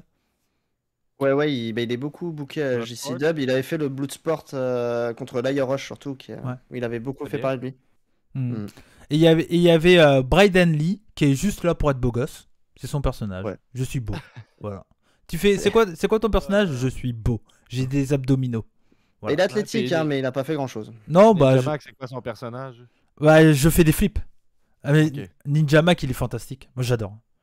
Ouais, mais oui, puis il a tapé dans l'œil à Brett Lauderdale parce qu'il est booké fort, puis il s'améliore quand même. Hein. Il s'améliore, il a il a rajouté du bon selling, j'ai trouvé, dans ce match-là. C'est ce que j'ai remarqué le plus.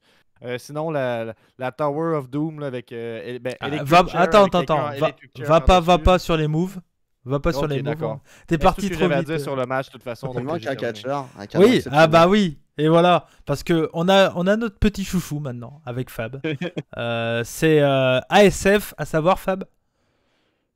Moi j'ai entendu, je sais pas si c'est une blague, mais j'ai entendu les commentateurs, ils ont dit Antonio San Francisco. Voilà. Moi, ce nom j'adore. Antonio San Francisco, ce serait ça son nom? Ouais. Wow. Ils ont dit dans les commentaires. Moi, je sais pas si c'était un troll. Et si vous savez pas à quoi il ressemble ce cher Antonio San Francisco, c'est simple, vous prenez un jeune Mexicain, enfin en tout cas hispanique, voilà, on va dire ça comme ça. Je sais pas quel âge il a, mais assez jeune, petit, très maigre, et avec un mulet. Voilà. Et une tenue bleue un peu pourrie, mais ça fait que sa tenue bleue un peu pourrie, on se souvient de lui. Et en plus de ça, le pire, c'est qu'il est très bon, ce catcheur. C'est confirmé, j'ai googlé Antonio San Francisco, c'est des images de ASF qui apparaissent, donc c'est son nom. Ok, donc c'est Antonio San Francisco, et c'est clairement... génial. Et c'est clairement le catcheur qui nous a tapé dans l'œil dans ce match-là parmi ceux qu'on connaissait pas. Donc moi, Yoya, Bryden Lee et ASF, parmi les trois, c'est lui qui m'a tapé dans l'œil. Il a pas... Si, c'est peut-être celui qu'on a vu le plus des mecs qu'on connaissait pas trop. Pour moi, celui qui perce l'écran là-dedans, c'est Cole Radrick. Il a du selling qui est fantastique, je trouve. Oui. Il est très très bon, il est super propre, il a pris du physique en plus qui est très intéressant. Et Ninja Mac qui fait des flips dans tous les sens, qui tombe sur ses pieds tel un chat. Voilà, et puis Nate Webb qui fait des spots comédie parce que c'est un vieux, même si il sait faire des moonsaults toujours, des trucs plutôt cool et tout. Il se débrouille quand même. Ouais. Il est souple. Hein. Ouais. Et Gringo Loco, c'est le super crazy actuel. Quoi. Le mec pas de shape du tout, mais qu'est-ce qu'il est bon, quoi. Oh là là.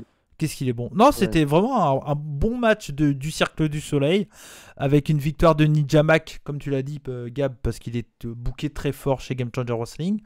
J'ai vu mieux. Il y a eu des botches comme d'habitude dans les matchs du Cercle du Soleil, mais j'ai mis 3,5. Voilà. C'était un match plutôt sympa. Après la pause, ça te remet bien dans le show, Fab. Ouais, clairement, et c'est le match que beaucoup n'aiment pas dans ce genre de show. Hein. Et c'est souvent le show qui se fait. Moi, les scramble matchs de JCW me font délirer à chaque fois. Ouais, pareil. Ça vrille vraiment, ils vont vraiment super loin. Et là, il y a pas eu de botch. Je crois pas qu'il y a eu pas un beaucoup. peu, mais Très léger, mais c'est beaucoup plus propre. Bah, ils essayent tellement des trucs incroyables et pas possibles en fait par un corps humain que du coup, oui, ça marche pas quoi. Ça marche pas, mais non, le match est vraiment très très bon. ASF exceptionnel sur ce match. Il brille vraiment. Antonio San Francisco. C'est quoi Antonio, c'est génial ce nom, moi j'adore. Faut que je trouve une photo de lui, attendez, vas-y parle. Il a un Twitter donc ouais. Il en a. Et Ninja Mac, oui, beaucoup qui se fait beaucoup railler sur ses flips, mais il s'est beaucoup amélioré aussi. Hein. C'est très propre dans ce qu'il fait. Et avant c'était une blague, hein. C'était un peu le truc du buzz, mais il faut peut-être le prendre un peu plus au sérieux maintenant. Non, le match est très très bon. Gringo Loco, comme d'hab, hein, il met en avant les jeunes. Et non, c'est vraiment un match à suivre. Ça va vite, hein. Ça dure quoi? Ça dure... Je vais dire ça à 10 minutes quand même. Hein. Ils sont passés vite les 10 minutes. Ouais. Et c'est l'avenir de JCW hein, pour certains. Ouais, c'est clair. C'est clair. Je suis d'accord avec ça. Qu'est-ce que t'en penses, Gab? Mais quelle note, Fab? Combien de casquettes? Quelle note? Oh, bah là, on est sur le Cirque du Soleil, on est sur du 5. Hein. Là, c'est la note Cirque du Soleil, hein, ça va pas. Hein. Tu dis 5? C'est 5, c'est ça? 5 sur le Cirque du Soleil, hein, c'est magnifique. Ils vont être engagés un jour ou l'autre. Hein. Voilà. Mais il y était un Ninja Mac, je crois, littéralement. Je pense qu'il a travaillé pour le Cirque du Soleil, non? Ah, je sais pas. Je sais pas, ça se Ça Guillaume, m'étonne dans le vraiment podcast, pas. il dit tout le temps ça, fait que je sais pas s'il se fout de ma gueule ou. Mais en tout cas, je vais faire mes peut. recherches. Là. En attendant, j'ai mis une photo de Antonio San Francisco avec sa belle tenue orange et bleu velours. Ça, c'est une carte de mode quand même, hein, Gab. Je suis en train de lire, puis effectivement, je crois vraiment qu'il était au Cirque du Soleil avant d'arriver à Game Changer. Sans farce, là, c'est pas une blague. C'est pas étonnant. Vraiment possible. C'est pas super surprenant tant que ça, mais quand même fascinant qu'il ait fait la transition Cirque du Soleil sans indépendante américaine. C'est quand même plutôt rare, j'imagine. C'est clair. Mais ouais, Ninja Mac qui gagne. La bonne personne a gagné. On continue de l'élever. Puis je trouve qu'il s'améliore puis qu'il arrive à prendre un peu plus son temps. Pas tant que ça, mais tu vois qu'il y a quand même du progrès qui est fait. Puis, moi, il a un look. À ce Fab t'a mentionné qu'il y a des gens qui c'est le match qu'ils n'aiment pas dans les tournois deathmatch. À ça, je réponds que enlève ta tête de ton cul. C'est assez facile de comprendre pourquoi ce match-là existe sur la carte. Ben oui, si tu réfléchis 2 secondes à comment fonctionne le pacing d'une carte, c'est évident pourquoi ce match-là est là. Il a une utilité, il est essentiel. Il sert à tout le temps élever une personne en plus. Donc, si t'aimes pas ce match-là, je veux dire... Et c'est pas le bon terme, mais vous allez peut-être comprendre. C'est un peu le running gag de Game Changer Wrestling, dans le sens que c'est un match qu'ils mettent tout le temps parce que les fans attendent ça. Hein. Ils adorent ces matchs-là. Donc, c'est des matchs que certains vont dire PWG, dans le sens où ça spot, ça fait que ça. Et de toute façon, on attend. C'est encore plus loin que PW. Non, mais au final, en plus, les catcheurs, on a eu Blake Christian et Alex Zane qui maintenant, ils étaient là-dedans et ils brillent. Hein. Ils ont du travail. Il y en a plein. Shane Mercer a fait beaucoup ces matchs-là aussi. Il y a toujours un plus gros. Là, il n'y avait pas de plus gros. On a eu aussi Calvin Tongman qui a fait ces matchs-là, par exemple. Tu vois, ça m'étonnerait pas de voir un PCO là-dedans un jour. Bah oui. Clairement, c'est PCO qui est encore champion de la ceinture extrême là, à la Game Changer, là, je pense. Mais tu sais, c'est de la surenchère au même titre que Deathmatch est de la surenchère avec la violence. Ça, c'est de la surenchère avec les spots. Mais je sais pas, moi pour vrai, ça m'a pas complètement. C'était pas dans les super bons scrambles qu'ils font comme d'habitude. Donc moi, 3.25, un peu sévère de ma part. Ouais, un peu sévère. Le jour où tu verras ce que fait Antonio San Francisco. Non, mais je ferais pas ça. Non mais bon, voilà. Avec un couteau peut-être. Je serais impressionné. Quand il va le faire avec un couteau, je serais impressionné d'ici là. Non mais n'empêche, ce look, quand on l'a vu débarquer, mais c'est qui celui-là? Antonio San Francisco. Je sais putain, d'où il sort ce mec quoi. Ah mais bon, ça fait plaisir. Et le petit yo-yo qui est bon aussi. Ouais. Lui, c'est un gros talent, c'est un gros futur aussi. Bon, un peu maigre, mais Ouais, un peu maigre et petit, quoi. Dans il les... est petit, mais il est vraiment exceptionnel hein, sur un ring. Peut-être chez les mini au Mexique, il a de quoi marcher, mais aux États-Unis, ça risque d'être compliqué, je pense. Et Cole Radrick aussi, bien sûr. Pour Cole moi, Radrick, par contre, ouais. Le Tony Deppen 2, Ouais. pour moi, mais dans Totalement. Ouais. Je sais pas, la comparaison Tony Deppen, Cole Radrick, Gab, t'en penses quoi?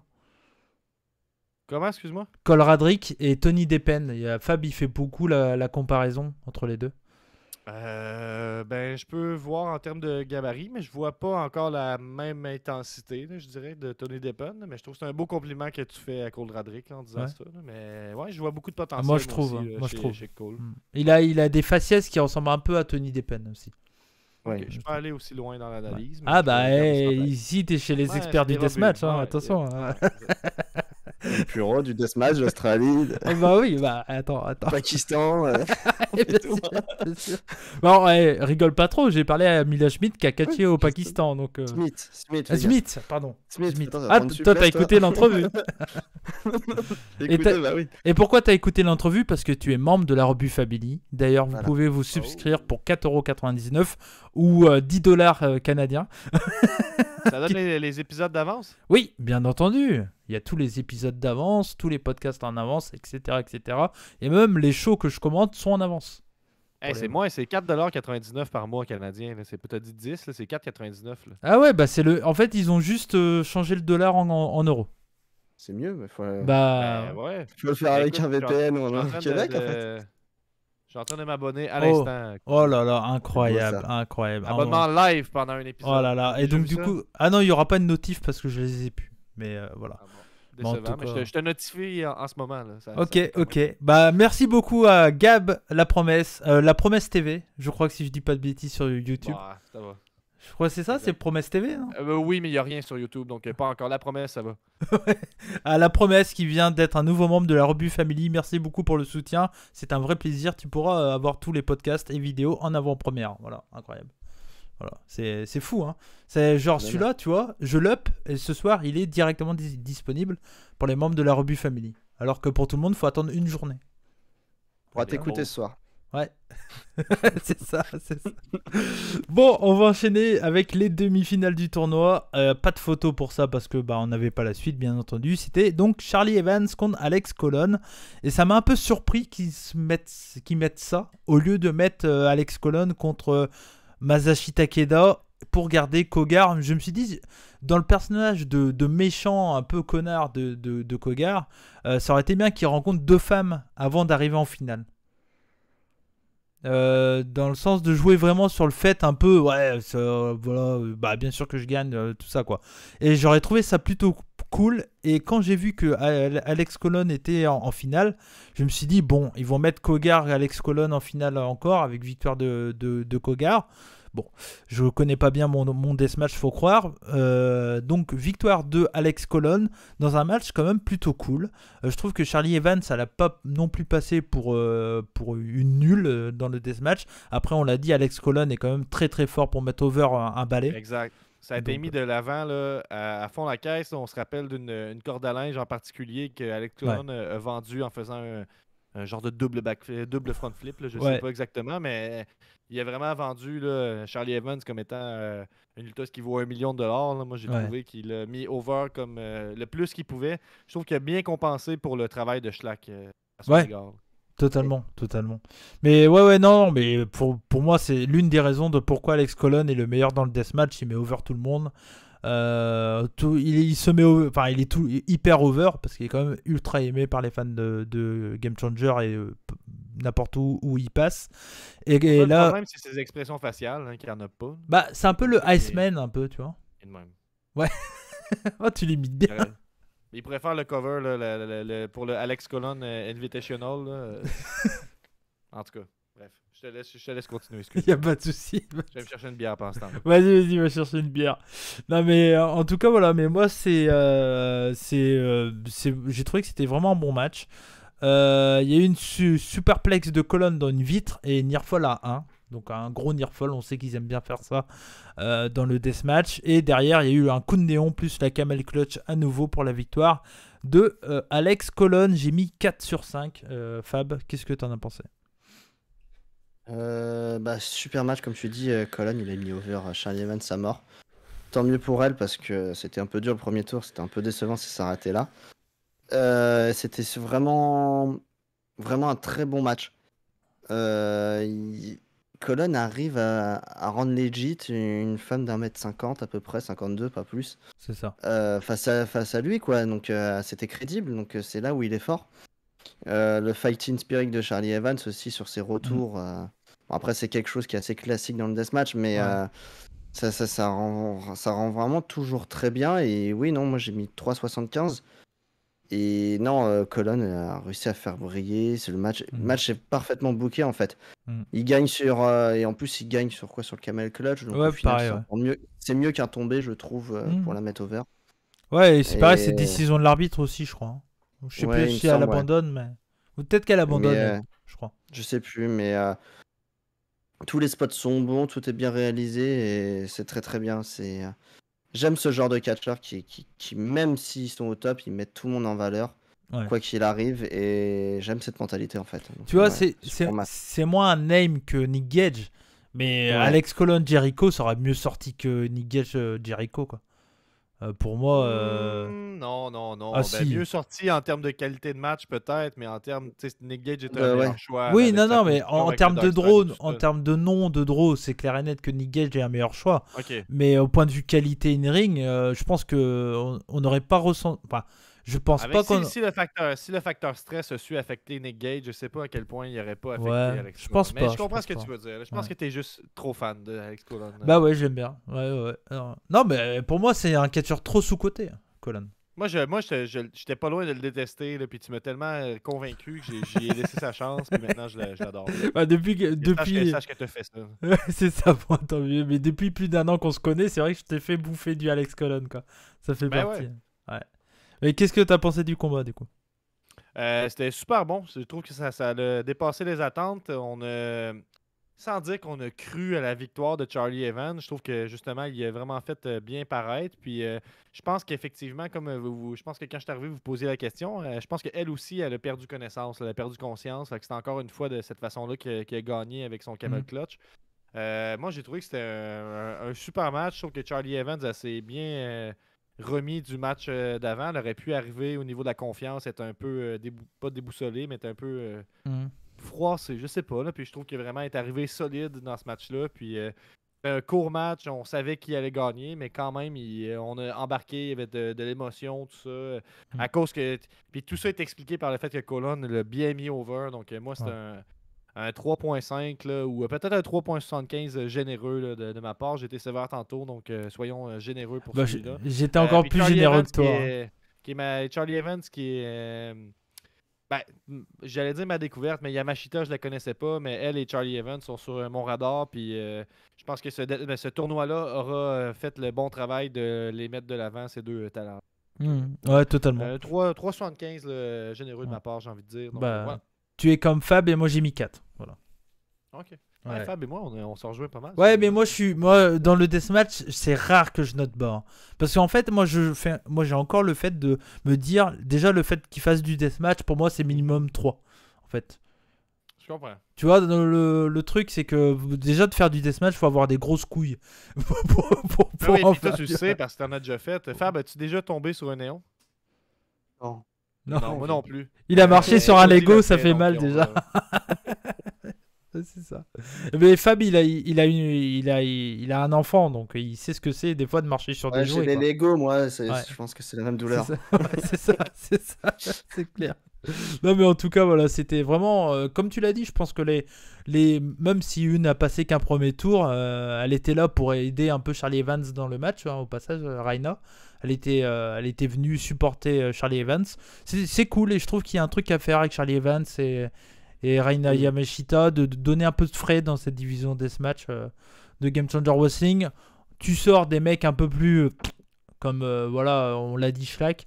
Même si, encore une fois, j'aime beaucoup Shlak, mais là, peut-être qu'il se fasse Ça amène un peu de fraîcheur un peu de fraîcheur qui est bien nécessaire, effectivement. Ouais. C'est ça. Une fois que l'histoire de 440H est moins présente, on dirait qu'on se retrouve avec un vide un peu. Là. Mais tu On vois, a il y a. Alex Colon dominant. On en parlera à la fin, là, mais tu sais, en Ouais. termes d'histoire, là, je trouve qu'on était dans un bon rythme où on avait beaucoup d'histoires dans le deathmatch là, à Game Changer. Puis là, Hmm. c'est assez mince. Là. Ouais, bah, il y a Moxley, Nick Gage qui a pris le truc, quoi. Voilà, c'est ça. Et Cardona aussi qui a Et beaucoup, Cardona aussi. Ouais, bien sûr, Mm. bien sûr. Mais Cardona qui est pour moi un mec marquant de Game Changer cette année, hein, sans aucun doute. Hein. Ah oui, oui. Définitif, oui. Hmm. Atticus Kogar contre Masashi Takeda et donc pour la demi-finale et pour le titre JCW Ultra Violent Title. Et en plus, vu que c'était pour le titre, je me suis dit, ça serait bien de le faire la grosse victoire de Atticus. Donc voilà, surtout sur un mec comme Masashi Takeda pour le titre et tout, ça aurait été bien cool. Atticus Kogar attaque directement Takeda, il perd pas de temps, il y a un gros spot de Takeda et derrière Kogar il se fait un peu dominer en début de combat, il a du mal un peu à s'en remettre, il reste au sol pendant un certain temps, je crois même j'ai l'impression qu'il y a comme une blessure, j'ai l'impression que c'est au niveau du foie ou quelque chose comme ça, il a l'air d'avoir pris un mauvais coup là-dedans.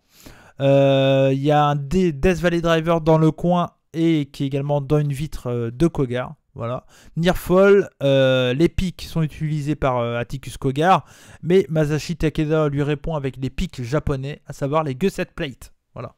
Ça, c'est la classique du Japon, les Gusset. Donc, c'est des trucs qui servent pour le bâtiment, je crois.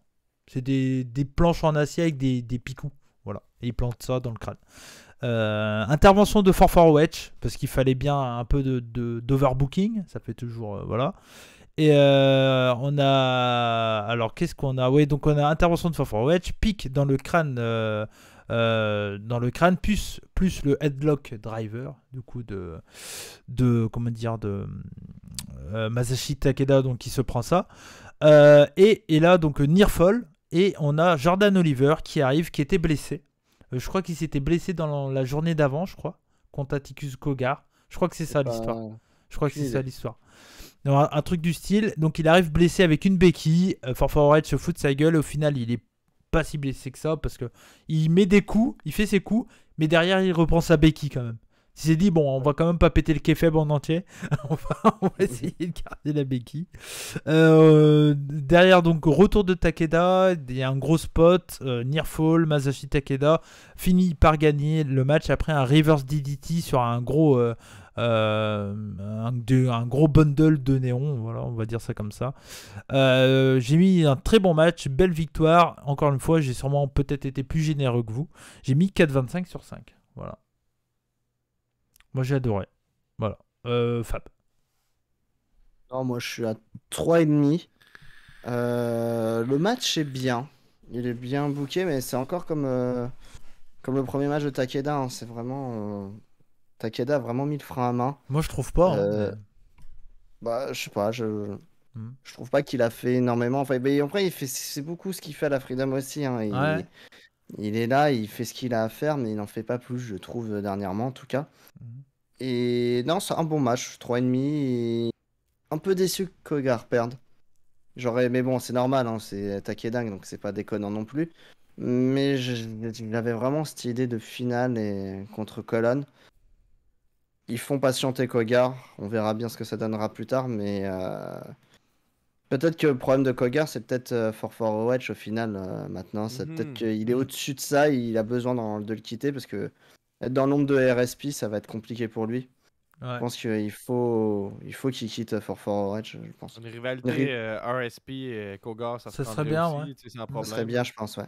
Il l'avait teasé. Vous pensez quoi de Jordan Oliver contre Kogar? C'est quelque chose qui vous allume, cette histoire-là? Si, c'est pas mal. Ouais. C'est pas mal.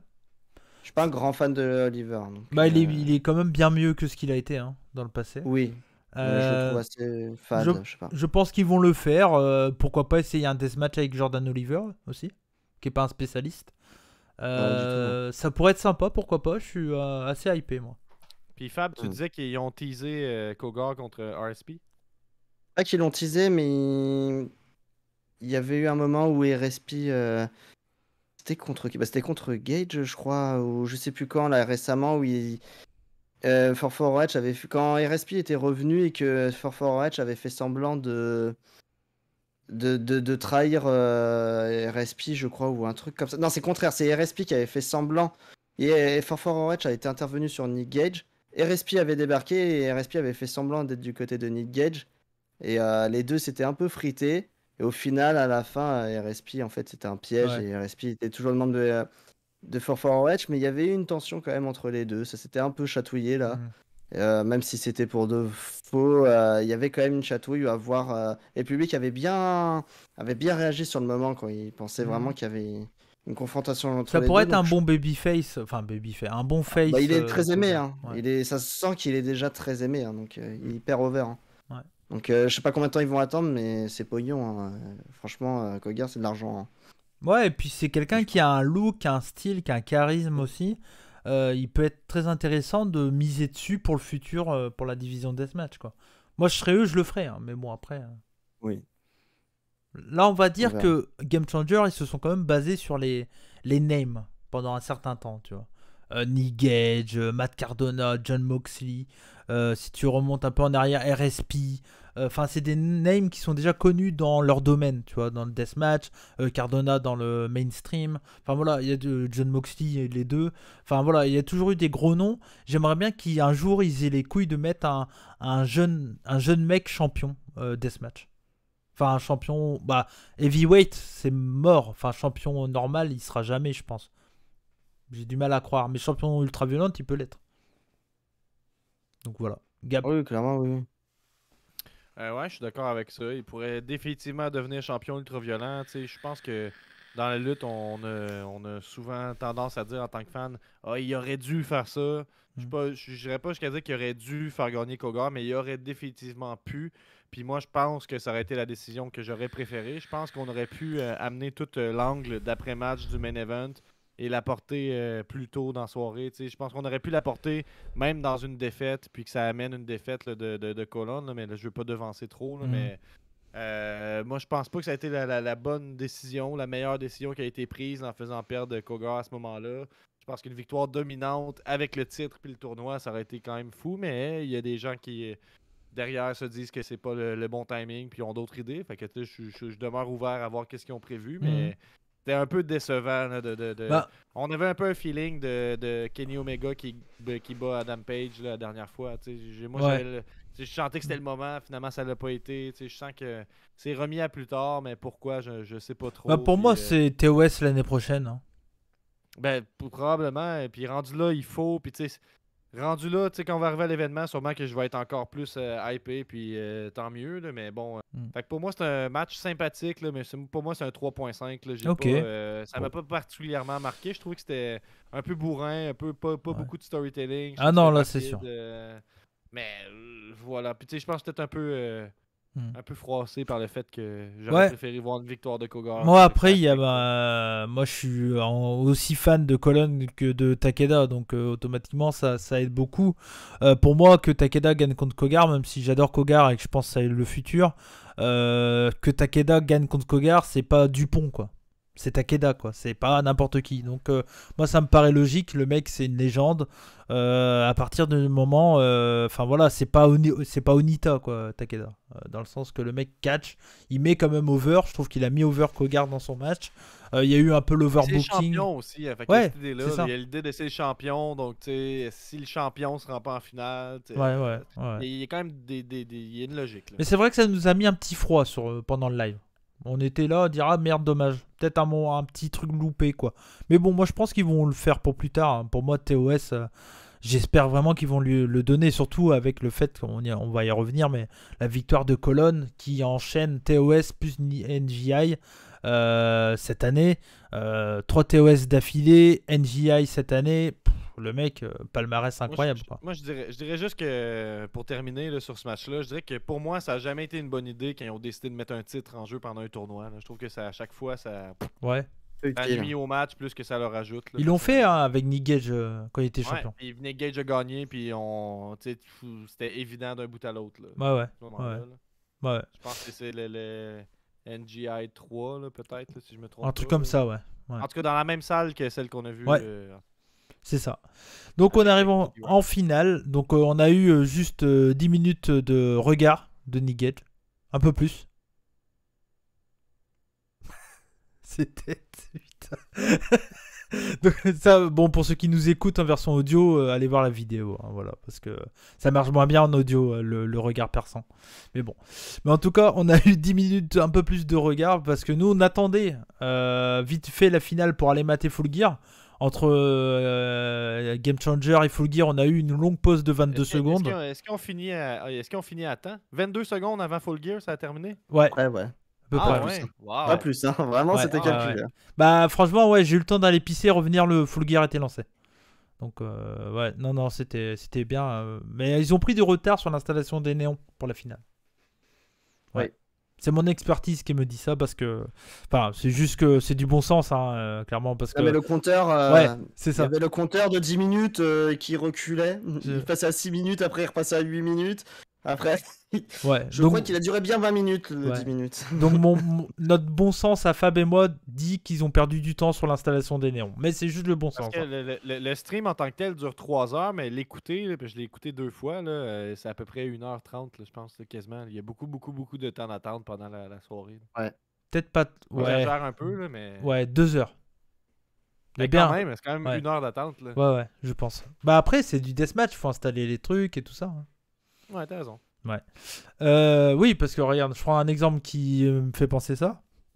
À Rix, il y a des gens qui ont. Parce que il y avait un match en cage en main event lors du dernier show de Rix. Et donc, pour installer la cage, les gens sont sortis de la salle. Et il y a des gens qui m'ont dit. Ils trouvaient ça long, le temps d'attente pour monter une cage. Je fais, excuse-nous, on n'est pas WWE, la cage tombe pas du ciel. Ça s'installe une cage. Je veux dire, dans l'idée, tu peux pas le mettre comme ça, quoi. Alors oui, c'est vrai que 12 minutes, c'est peut-être trop long d'attendre pour installer une cage. Et quand tu es à l'extérieur et qu'il fait froid et tout, je veux bien le comprendre. Mais en même temps, on pouvait pas le faire autrement. Enfin, moi, c'est pas moi qui a choisi, c'est le promoteur. Mais en tout cas, le promoteur pouvait pas le faire autrement, tu vois. Et ça s'installe. T'as pas envie de laisser le live allumé et voir des mecs installer les néons. Moi, j'adore hein, quand ils font ça. hein. Quand ils laissent la cam allumée et tu vois le truc qui se monte au fur et à mesure. Pendant les tournements, les Cage of Death, ils faisaient beaucoup ça à l'époque. Chez CZ, où ils laissaient le stream sans son. Et t'avais les mecs du staff qui montaient la cage et tout ça. Et moi j'aimais bien parce que c'était toujours la découverte de qu'est-ce qu'il y allait avoir cette année dans la cage en plus que de ce qu'il n'y avait pas l'année passée. Et voilà, et moi j'aime bien. hein. Bon après, ça ils l'ont pas fait, ils ont préféré mettre le regard perçant de Nick Gage. Masashi Takeda contre Alex Colon pour la finale du NGI 6 et GCW Ultra Championship. Au début on a eu du catch. Voilà. Un peu de chain wrestling, tout ça. Après, on a eu des échanges de néons. Voilà. Gros shotgun dropkick de Takeda. Il y a une gros belly to belly overhead suplex sur des néons qui étaient tenus par 2 échelles. Voilà, il y avait 2 échelles et il y avait un matelas de néons entre eux. Enfin, matelas, je sais pas si c'est le bon terme, mais vous m'avez compris. Derrière, un peu plus tard dans le combat, il y a une superplex vers l'extérieur du ring sur une table avec une vitre. J'ai noté awesome. Voilà, ça m'a plu. Spanish Fly de colonne Nearfall. Il y a un knee avec des néons par Takeda. Et une grosse prise que j'ai pas le nom. Nearfall. Colonne finit par faire taper Takeda. Avec quelle prise, Gab? Le camel clutch? Ouais, bravo, tu connais ta lutte. Hein. Ouais, incroyable. Avec sa camel clutch, ça a été la prise du tournoi. Et c'est fou qu'ils mettent over une prise comme ça dans du deathmatch. Quand même. J'aime ça. J'aime cet aspect-là. Il n'est pas obligé de terminer avec. Même s'il fait un énorme méga spot à travers 3 tables de vitre, quand même, c'est son camel clutch qui domine. Ouais. Moi, je trouve que ça peut l'établir pour autre chose. T'sais, si jamais, puis je comprends que Colon ne fait jamais autre chose que des deathmatchs, sauf erreur, là, mais Pratiquement ça pas. pourrait établir des défenses un peu plus hors deathmatch, mettons. Mais en tout cas, je trouve que c'est fou je trouve que cette victoire-là a établi Alex Colon comme une légende, comme on peut le dire. Là. 4 victoires de tournoi de suite, là, je pense. Ouais. Je sais pas si c'est de suite. Non, là, 3 TOS de suite. Il a perdu le NGI l'année dernière, je crois, en finale. C'est rendu en finale, c'est ça, Ouais. sûrement. Fait que là, définitif, il est fort dans ce deathmatch. C'est lui, champion. Je sais pas trop quoi dire. C'est sûr que c'est tout l'aspect de lui qui se blesse à la tête et tout ça, c'était un petit Ouais. peu. Comment t'appelles ça, Malaise TV? Là? Ouais, c'est ça. Pour moi, c'est ça que ça m'a fait vivre un peu, là, je t'avouerais. Là. Fait que le Bah, match a été un peu écourté. C'est pas ça, parce que Malaise TV, c'est Schlack. Ok. Tu vois, c'est plus. Bon. Mais moi, j'ai un petit malaise à voir le gars qui est comme ça, puis qui a le bandage, puis qui a de la misère à continuer. Là, je t'avouerais que. Ouais. Mais c'est un guerrier. Je vais donner un 3,75 pour la finale qui, malgré tout, m'a un peu laissé sur ma faim. Je vais le dire comme ça. Là. Un peu sais précipité, pas. je trouve. Ouais, c'est ça. Mais tu sais, on peut s'imaginer que ça a un lien avec le gros bandage qu'il y avait sur la tête. Un lien avec le bandage et lien avec All Elite derrière. Oui, ben t'as sûrement raison, effectivement. Totalement. Je pense qu'ils avaient un timing, fallait pas qu'ils le dépassent et voilà. C'est tout. Hein. Pour moi, c'est ça. Et vu qu'ils ont pris du retard sur l'installation des néons derrière, ils ont dû leur dire bon les gars, combien de temps il a duré le match, Fab? 9 minutes. 9 minutes, ouais, voilà, c'est vraiment court pour une finale. Je pense que de base c'était prévu un 12-13 minutes et ils ont coupé au moins 3-4, je pense. Et donc voilà. Mais c'était pas le meilleur match qu'on a vu entre les deux parce que je sais que tu as revu le match de 2019 entre les deux. À quelle chose c'était? J'ai réécouté Worst Behavior 2019. J'ai juste réécouté la finale. Puis il y avait eu un autre match aussi. Parce que tu sais, on pourrait considérer ça un dream match, Colin Takeda, Ouais, définitivement. totalement. Puis ils sont battus en 2018 au Nick Gage Invitational 3. À ce moment-là, ils s'étaient croisés. Je suis en train de regarder. Bah c'est là les coups de couteau. Le combat de couteau, le combat de couteau, c'est Masashi Takeda contre Colon au Nigage Invitational 3. C'est ça. Takeda avait battu Colon en demi-finale. Celui-là, je l'ai pas en mémoire, là, fait que je peux pas juger.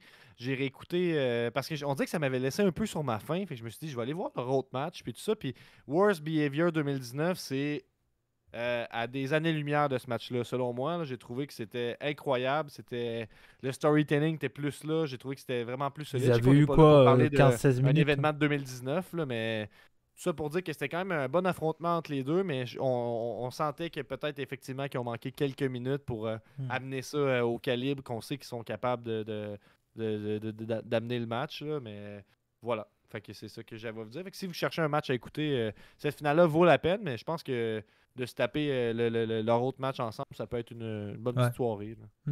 Ok. Fab? Ouais, j'étais un peu sur ma faim aussi. Bah, en fait, j'étais un peu sorti du tournoi à l'élimination de Kogar. En fait, déjà, ça m'a fait un peu mal. Donc, j'étais un peu sorti parce que je sentais vraiment que ça allait être pour Cologne, du coup. Et le fait aussi que la hype pour Full Gear était là et on savait que ça allait arriver. Et on regardait l'heure, même nous, on était pressés, on était un peu inquiets de rater le début. Il y a tout ça qui est un peu sorti du match. Le match est bon, mais voilà, 9 minutes c'est beaucoup trop court, malgré les raisons, ils n'avaient pas le choix. Mais voilà, le match est un peu court, c'est dommage. C'est pas au niveau d'une finale. Je suis à un 3,5, pas plus. J'ai vraiment resté sur ma faim en fait. Je sais pas. Ouais. C'est un peu. Ouais. Moi, je te rejoins. Moi j'ai mis 4. Bien. Voilà, moi je suis fan des deux. S'il chie dans le ring, je mets 3,5. Hein, donc, ouais, non, moi c'est. De toute façon, moi dans le deathmatch, je suis vraiment. Si vous dites, je vais voir ce que Cody a mis sur un show de deathmatch, c'est rare que je descende en dessous de 3,5. Hein. Parce que je vous l'ai dit, déjà, moi, le fait qu'il fasse un deathmatch, je mets limite minimum 3. À moins que vraiment que ça soit vraiment pourri comme Schlack ou c'est. Vraiment de la merde. Mais sinon, c'est rare que j'ai mis en dessous d'un 3 pour un deathmatch parce que pour moi, c'est exceptionnel de faire du deathmatch, mine de rien. Et moi, je suis toujours impressionné par ces mecs-là qui se tuent littéralement sur le ring pour les fans, quoi. Donc, et c'est pour ça, même un mec, tu vois, comme PCO qui prend énormément de risques, j'aurais du mal à lui mettre en dessous de 3 dans ses matchs quand tu vois qu'il fait des sauts directement le bitume, quoi. Tu vois? J'ai vu, Après, je suis en train de lire façon de voir. Je suis en train de lire le livre de Bret Hart. Puis il cite un Georges Braque, puis il dit, bon là je vais paraphraser, mais il dit que l'art c'est de faire de la lumière de prendre la douleur et d'en faire de la lumière. Puis il a dit que c'était ça pour lui la lutte. Puis le deathmatch, c'est ça de façon plus en hyperbole. On exagère son propos pour le faire valoir de notre point. Puis je trouve que le deathmatch, c'est beaucoup ça. C'est utiliser la douleur, la souffrance, puis en faire sortir de l'art, en faire sortir une certaine lumière quand même. Puis bref, je voulais juste brancher ça quelque part, plugger ça. Mais Non, ouais, mais tu fais bien. c'était- Mais Bret Hart aussi a dit que catch au Japon, c'était trop dur pour lui parce qu'il se frappait vraiment. Il comprenait pas. Ouais, Donc, mais- c'est un style, c'est une façon de voir le catch, c'est pareil pour les notes. Moi, sur le deathmatch, je suis hyper gentil. J'ai dit il y a quelques temps de ça que j'allais être plus sévère, mais sur le deathmatch, je peux pas, quoi. C'est impossible, je peux pas être plus sévère. Pour moi, le fait de faire du deathmatch, c'est déjà exceptionnel. Donc, après, c'est une vision, chacun sa vision. Fab, lui, note un match de deathmatch comme ce qu'il va noter tout le temps, quoi. Donc, voilà. C'est ça. Mais voilà. Et donc, victoire de Colonne. Donc, sur le gagnant, on l'a compris, vous aurez préféré Atticus Nouveau Cogar. champion. Et nouveau on champion. peut dire. Et nouveau champion. Ouais. Logique, parce que Takeda va retourner au Japon. Donc, c'était juste l'histoire pour ça. Pour quand il a repris le titre contre Drew Parker. C'était pour ça. Et donc, à la fin du show, on voyait le générique de Full Gear qui se lançait. On se dit, allez, grouillez-vous, grouillez-vous, grouillez-vous. Et puis, on voit un mec cagoulé qui arrive sur le ring. Et là, le premier truc, ça a été RSP dans nos esprits. Étant donné pareil. que, voilà, on voit un mec cagoulé, un peu costaud, qui arrive sur le ring. Et je pensais à tous, sauf à John Wayne Murdoch, qui est arrivé, qui s'est décagoulé, je sais pas si ça se dit. Et donc, c'était John Wayne Murdoch. Alors, pourquoi John Wayne Murdoch, c'est juste trop bien, parce qu'en fait Murdoch il a chié sur Game Changer Wrestling sur les réseaux sociaux pendant, je crois que la dernière fois qu'on l'a vu, on l'avait vérifié avec Fab, mais je crois que c'est genre 2018 ou un truc comme ça, Ça. c'est ça, lors d'un tournoi aussi je crois, d'ailleurs, je sais plus. Je sais pas. Ça. Je sais plus. Et donc, en fait, John Wayne Murdoch, il disait tout le temps, ouais, Game Changer, c'est vraiment une promotion de merde. Il book pas lui, il book pas lui, il book pas lui, machin. John Wayne Murdoch, c'est clairement l'affiche de la promotion concurrente de Game Changer Wrestling dans le deathmatch, à savoir Knowles Bard, ICW Knowles Bard. Ça a été le premier champion deathmatch USA, je sais plus comment c'est leur nom du titre là. Mais ça a été le premier champion, c'est clairement le main eventer de cette promotion. À l'époque de CZW, il était déjà main eventer dans une autre promotion, à savoir la Mid-South. Ça fait partie des catcheurs marquants de Mid-South, entre autres contre RSP. Donc voilà, il a toujours été dans le gang opposé à la plus grosse promotion, on va dire, Murdoch. Et le fait qu'il arrive là chez Game Changer Wrestling pour essayer de détruire un peu Alex Colon, ça peut pourquoi pas amener un peu une feud inter-promotion que moi j'aime beaucoup, comme ce qu'il y a eu avec Ring of Honor, CZW à une certaine période. Pourquoi pas avoir un show un jour IC-Dub contre Game Changer Wrestling. Moi je pense que ça pourrait se faire dans le sens qu'il y a beaucoup de mecs qui catchent chez IC-Dub qu'on ne voit pas chez Game Changer Wrestling. Aussi, je dis ça parce que en fait, depuis 1 an et demi, 2 ans, le problème c'est que, enfin le problème, tant mieux pour Knowles Bard, mais ICW Knowles Bard est la figure de proue de IWTV, le site de network avec Beyond qui vient de revenir en force. Mais c'est un peu leur porte-étendard, c'est leur meilleure compagnie. On sait que JCW et IWTV sont en procès et c'est assez grave, donc je pense que ça peut freiner. Ouais, peut-être pas, mais moindre on peut avoir ça un peu déguisé, quoi. Tu vois ce que je veux dire? Ouais, mais Un peu avoir, je sais pas. Ça Peut-être serait pas un bon vrai show. move. Moi, je pense que ce serait pas un bon move pour Knowles Barrett de se mettre à dos. Parce que ça, il se mettrait forcément à dos à IWTV. Ça en dépend, faisant un peut-être truc qu'ils ont pareil. envie de prendre leur indépendance aussi. Bah, s'ils ont les moyens, d'accord, tant mieux. Mais JCW l'a fait aussi, c'est pour ça aussi qu'il y a des tensions, parce que JCW maintenant a les moyens d'être indépendant. Mais Ouais, c'est clair, c'est clair. Mais tant mieux moi, pour en Knowles tout cas, Barrett, voilà. hein, s'ils y arrivent. Mais Colon contre Murdoch, sur le papier, c'est giga hype. Pour moi, Oui. je suis Ouais. ultra hypé. Je sais pas Moi, si tu connais Murdoch un peu. Ouais, ben je l'ai vu dans les quelques galas ICW No Odds Bar que j'ai écouté. Je sais que moi j'ai lu sur Twitter un peu là, que il semblait y avoir des conflits quand même entre Brett Lauderdale, le booker de GCW, et John Wayne Murdoch. John Wayne Murdoch qui s'est fait un peu une mauvaise réputation en étant un peu en adoptant des comportements risqués auprès des fans, tu sais, qui s'est arrivé plusieurs fois qu'il a lancé de la vitre des fans, des choses comme ça. Je sais pas, vous êtes sûrement plus au courant que moi, mais je pense Ouais. qu'il y a un peu cette réputation-là. Fait que c'est une Ça, surprise de le c'est un voir comme redneck game américain, changer. quoi. C'est un redneck américain. Ça, tu sais, pour moi, c'est un drôle de choix de l'amener comme ça, aussi gros, parce que ça plaît que aux fans de Deathmatch. En même temps, c'est un tournoi Deathmatch, Ouais. fait que c'est approprié. Mais comme je redis ce que j'ai dit tantôt, on aurait pu amener cet angle-là avec une défaite de Colon, selon moi, contre, dans un cas parfait contre Cougar. Atticus, là, tu sais, mais bref. Moi, ce serait ça mon bémol, mais tu sais, je pense que ça va donner un gros match, puis en un an, je pense que John Wayne Murdoch a fait 2 Ironman de 60 minutes. Je serais vraiment pas surpris qu'on ait un Ironman de 60 minutes entre Colon et John Wayne Murdoch. Puis je pense que ça pourrait tout détruire. Si on arrive à aller dans cet angle. Je l'ai même pas vu, en plus, son contre Invite. Je l'ai même pas vu. Ben, il l'a fait contre Orin Veit, puis il l'a fait plus récemment contre Eric Ryan aussi. Ok. D'accord. Fait que ça fait 2 fois qu'il fait un 60 minutes. Fait que je me dis peut-être que. Mais tu sais, moi j'achète plus ou moins Colon contre John Wayne Murdoch, je te dirais, de mon intérêt personnel. Tu mets un Ironman de 60 minutes, j'achète définitivement. Mais bref. Non, mais, c'est clairement pas une affiche pour. C'est pas comme Matt Cardona ou John Moxley, quoi. Là, Sauf que si tu mets que c'est un 60 minutes, ça peut le devenir. Ouais, mais c'est Après, pour. justement, excuse-moi.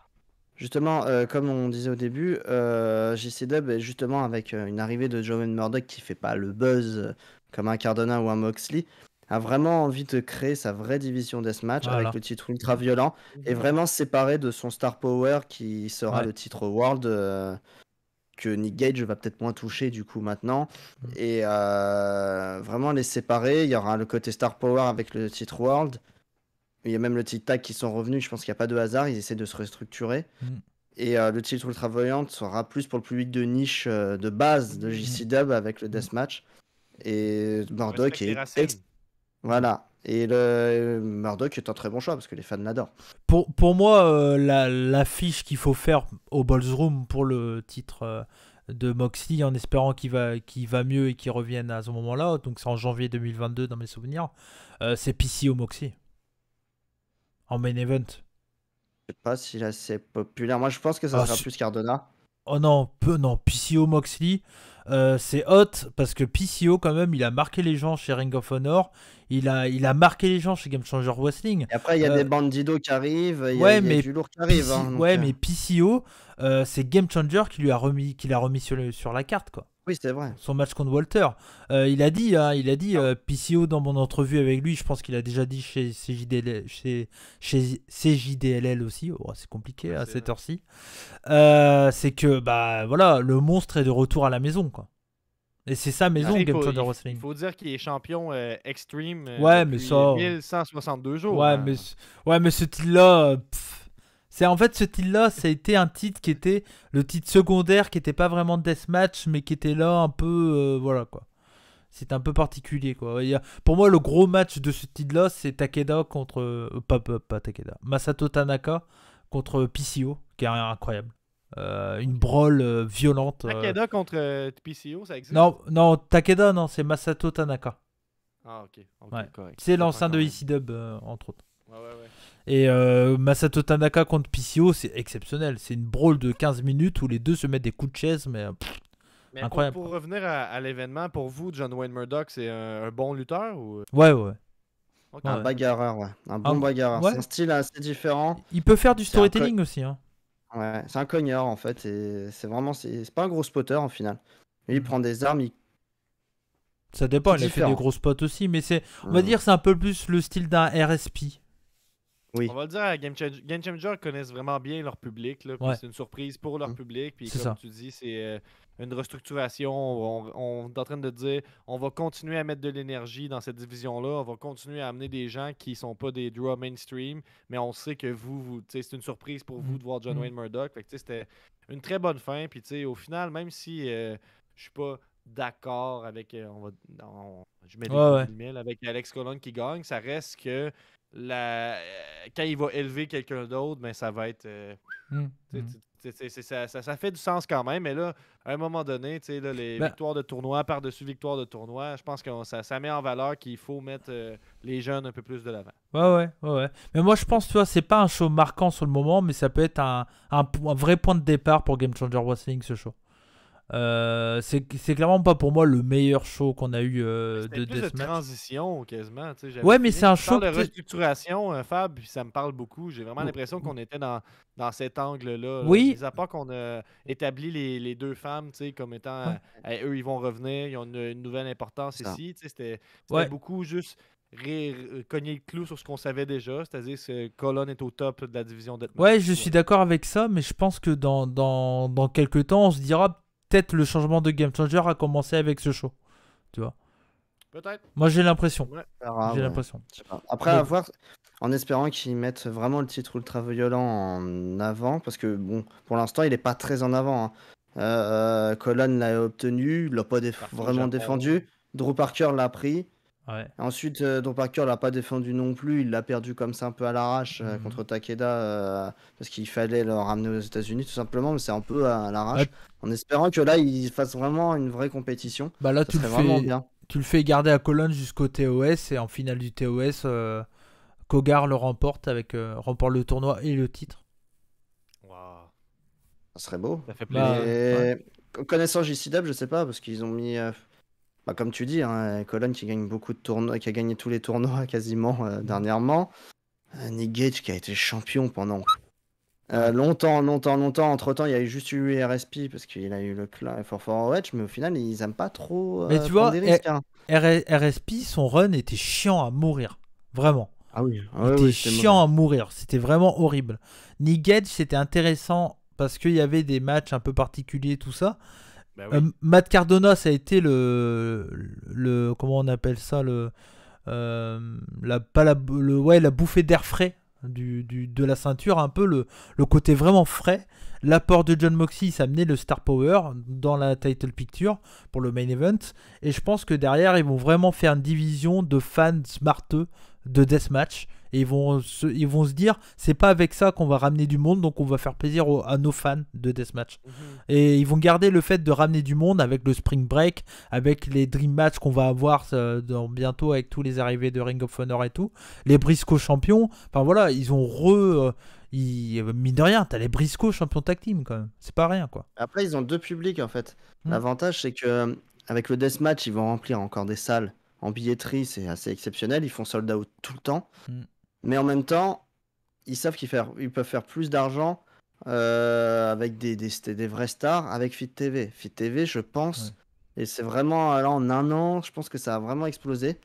Et je pense qu'ils. Ben, C'est moi- ça en moi, fait. Là, Excuse-moi, j'achète pas beaucoup d'événements Game Changer, mais j'achète les tournois. Fait que, tu sais, je veux dire, il y a Ouais. quand même, je pense que ce public-là, il doit être assez dévoué pour mettre de l'argent. Bah moi quand c'est même. pareil pour moi. Hein. Moi Mm. c'est pareil pour moi. Les seuls shows que je regarde complet chaque année, c'est deux shows, Niga Divettisional et TOS. Et Spring Break. Parce que Spring Break c'est quand même assez what the main fuck. quoi. event, Ouais. c'est le plus gros show de l'année. Ouais, c'est ça. Mais en tout cas, voilà, je pense qu'on a fait un gros tour sur Game Changer Wrestling. On a fait combien de temps, Gab, à ton avis? Je sais pas, mais là, ça ressemble à 2 heures. Tu sais, on Ouais. n'est pas loin. 1h50. Ouais, c'est pas mal. C'est raisonnable. C'est raisonnable, c'est ça. T'aurais fait ça si t'avais fait ça à CJDLL. Dave, il t'aurait dit hey. Ben oui, définitif. Puis je trouve ça intéressant parce qu'on a amené on a parlé de beaucoup de choses Ouais. autres que le tournoi. Parce que Ah. le tournoi en soi, on va se le dire, on aurait pu faire ça en 30 minutes si on avait voulu que parler des matchs. C'est vrai, c'est vrai. clair. tu sais, mais je trouve Mais que ça, c'est la classique rebut. Hein. Fab, il est habitué maintenant. On Oui, pa- c'est Eh, vraiment- on a un pour Romania jeudi. Enfin, jeudi, c'est à la sortie de ce podcast. Mais donc, qui sortira demain pour vous, donc vendredi, mais que nous, on enregistre demain. Donc, jeudi. Compliqué. Ouais. Moi, je suis fatigué aussi. Hein. j'ai rien compris. Mais vu que je suis abonné YouTube maintenant, je comprends que je dois l'avoir rapidement. Ouais, Je dois voilà, l'avoir en c'est ça. premier, C'est n'importe. ça, c'est ça. Bah, ce podcast, tu l'auras ce soir. Dès qu'on a fini, J'ai paf, hâte. direct. Incroyable. Et donc, demain pour vous, pour Romania, on a 10 shows à reviewer. Wow! Rien que moi, j'en ai 4 à moi seul. Ouais. Et à mon 10. avis, Mais c'est des épisodes de combien de temps? ah bah, on va passer les 3 heures. Hein, Ouais. parce que, On a fait des... 10 shows! Ouais, on a fait des fois des Puromania 4 heures, on a fait max, je crois, une fois. Hmm. En live. Ouais.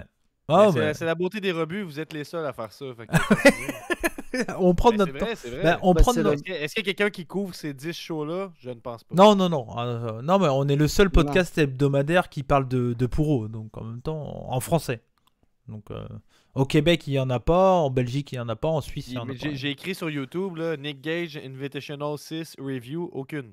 Ah Vous êtes ouais. les seuls. Bah voilà. Donc, Bah, vous avez votre importance, hein, les rebuts. bah ouais, bah et l'importance aussi de l'association, hein. C'est JDLL Rebut, bien sûr, les 2 seuls podcasts qui sont en alliance. C'est fou quand même ça. Il y en a pas d'autres. C'est vrai? Ouais. Et c'est grâce à vous, parce que sans votre soutien, voilà, il y aurait peut-être jamais eu ça. Même si on s'est, la première fois qu'on s'est parlé, c'était chez oh, j'ai du mal ce soir, chez CJDLL. C'est pas évident pour moi. Fatigué. C'est La juste de fatigue. la lutte. Ouais, c'est juste de la lutte, bien entendu. En tout cas, un grand merci à toi, Gab. C'est un vrai plaisir de te recevoir. plaisir. Tu es ici chez toi, comme on dit. Donc, Il fait noir maintenant, là. Vous pouvez pas voir, là, mais vous voyez, il fait noir maintenant. Ouais, mais il va pas tarder à neiger. 16h42 chez nous, là, il commence à faire noir. Ah ouais, putain, oh l'horreur. Et voilà. 16h42 et bientôt la neige. C'est pas déjà. Est-ce que vous. s'en En fait, je pose la question, mais je vous oblige un peu à le faire. Est-ce qu'on note ce tournoi-là en casquette, peut-être? Oui, la note finale, effectivement, on peut. Ben on oui, peut, définitivement. bien sûr. Bah, moi j'ai mis quand même beaucoup de matchs, mais enfin beaucoup de grosses notes, clairement. Mais je peux pas dire que c'est le show qui m'a fait le plus triper, voilà, du début à la fin. J'irai quand même un bon 3,75. Voilà. Ok.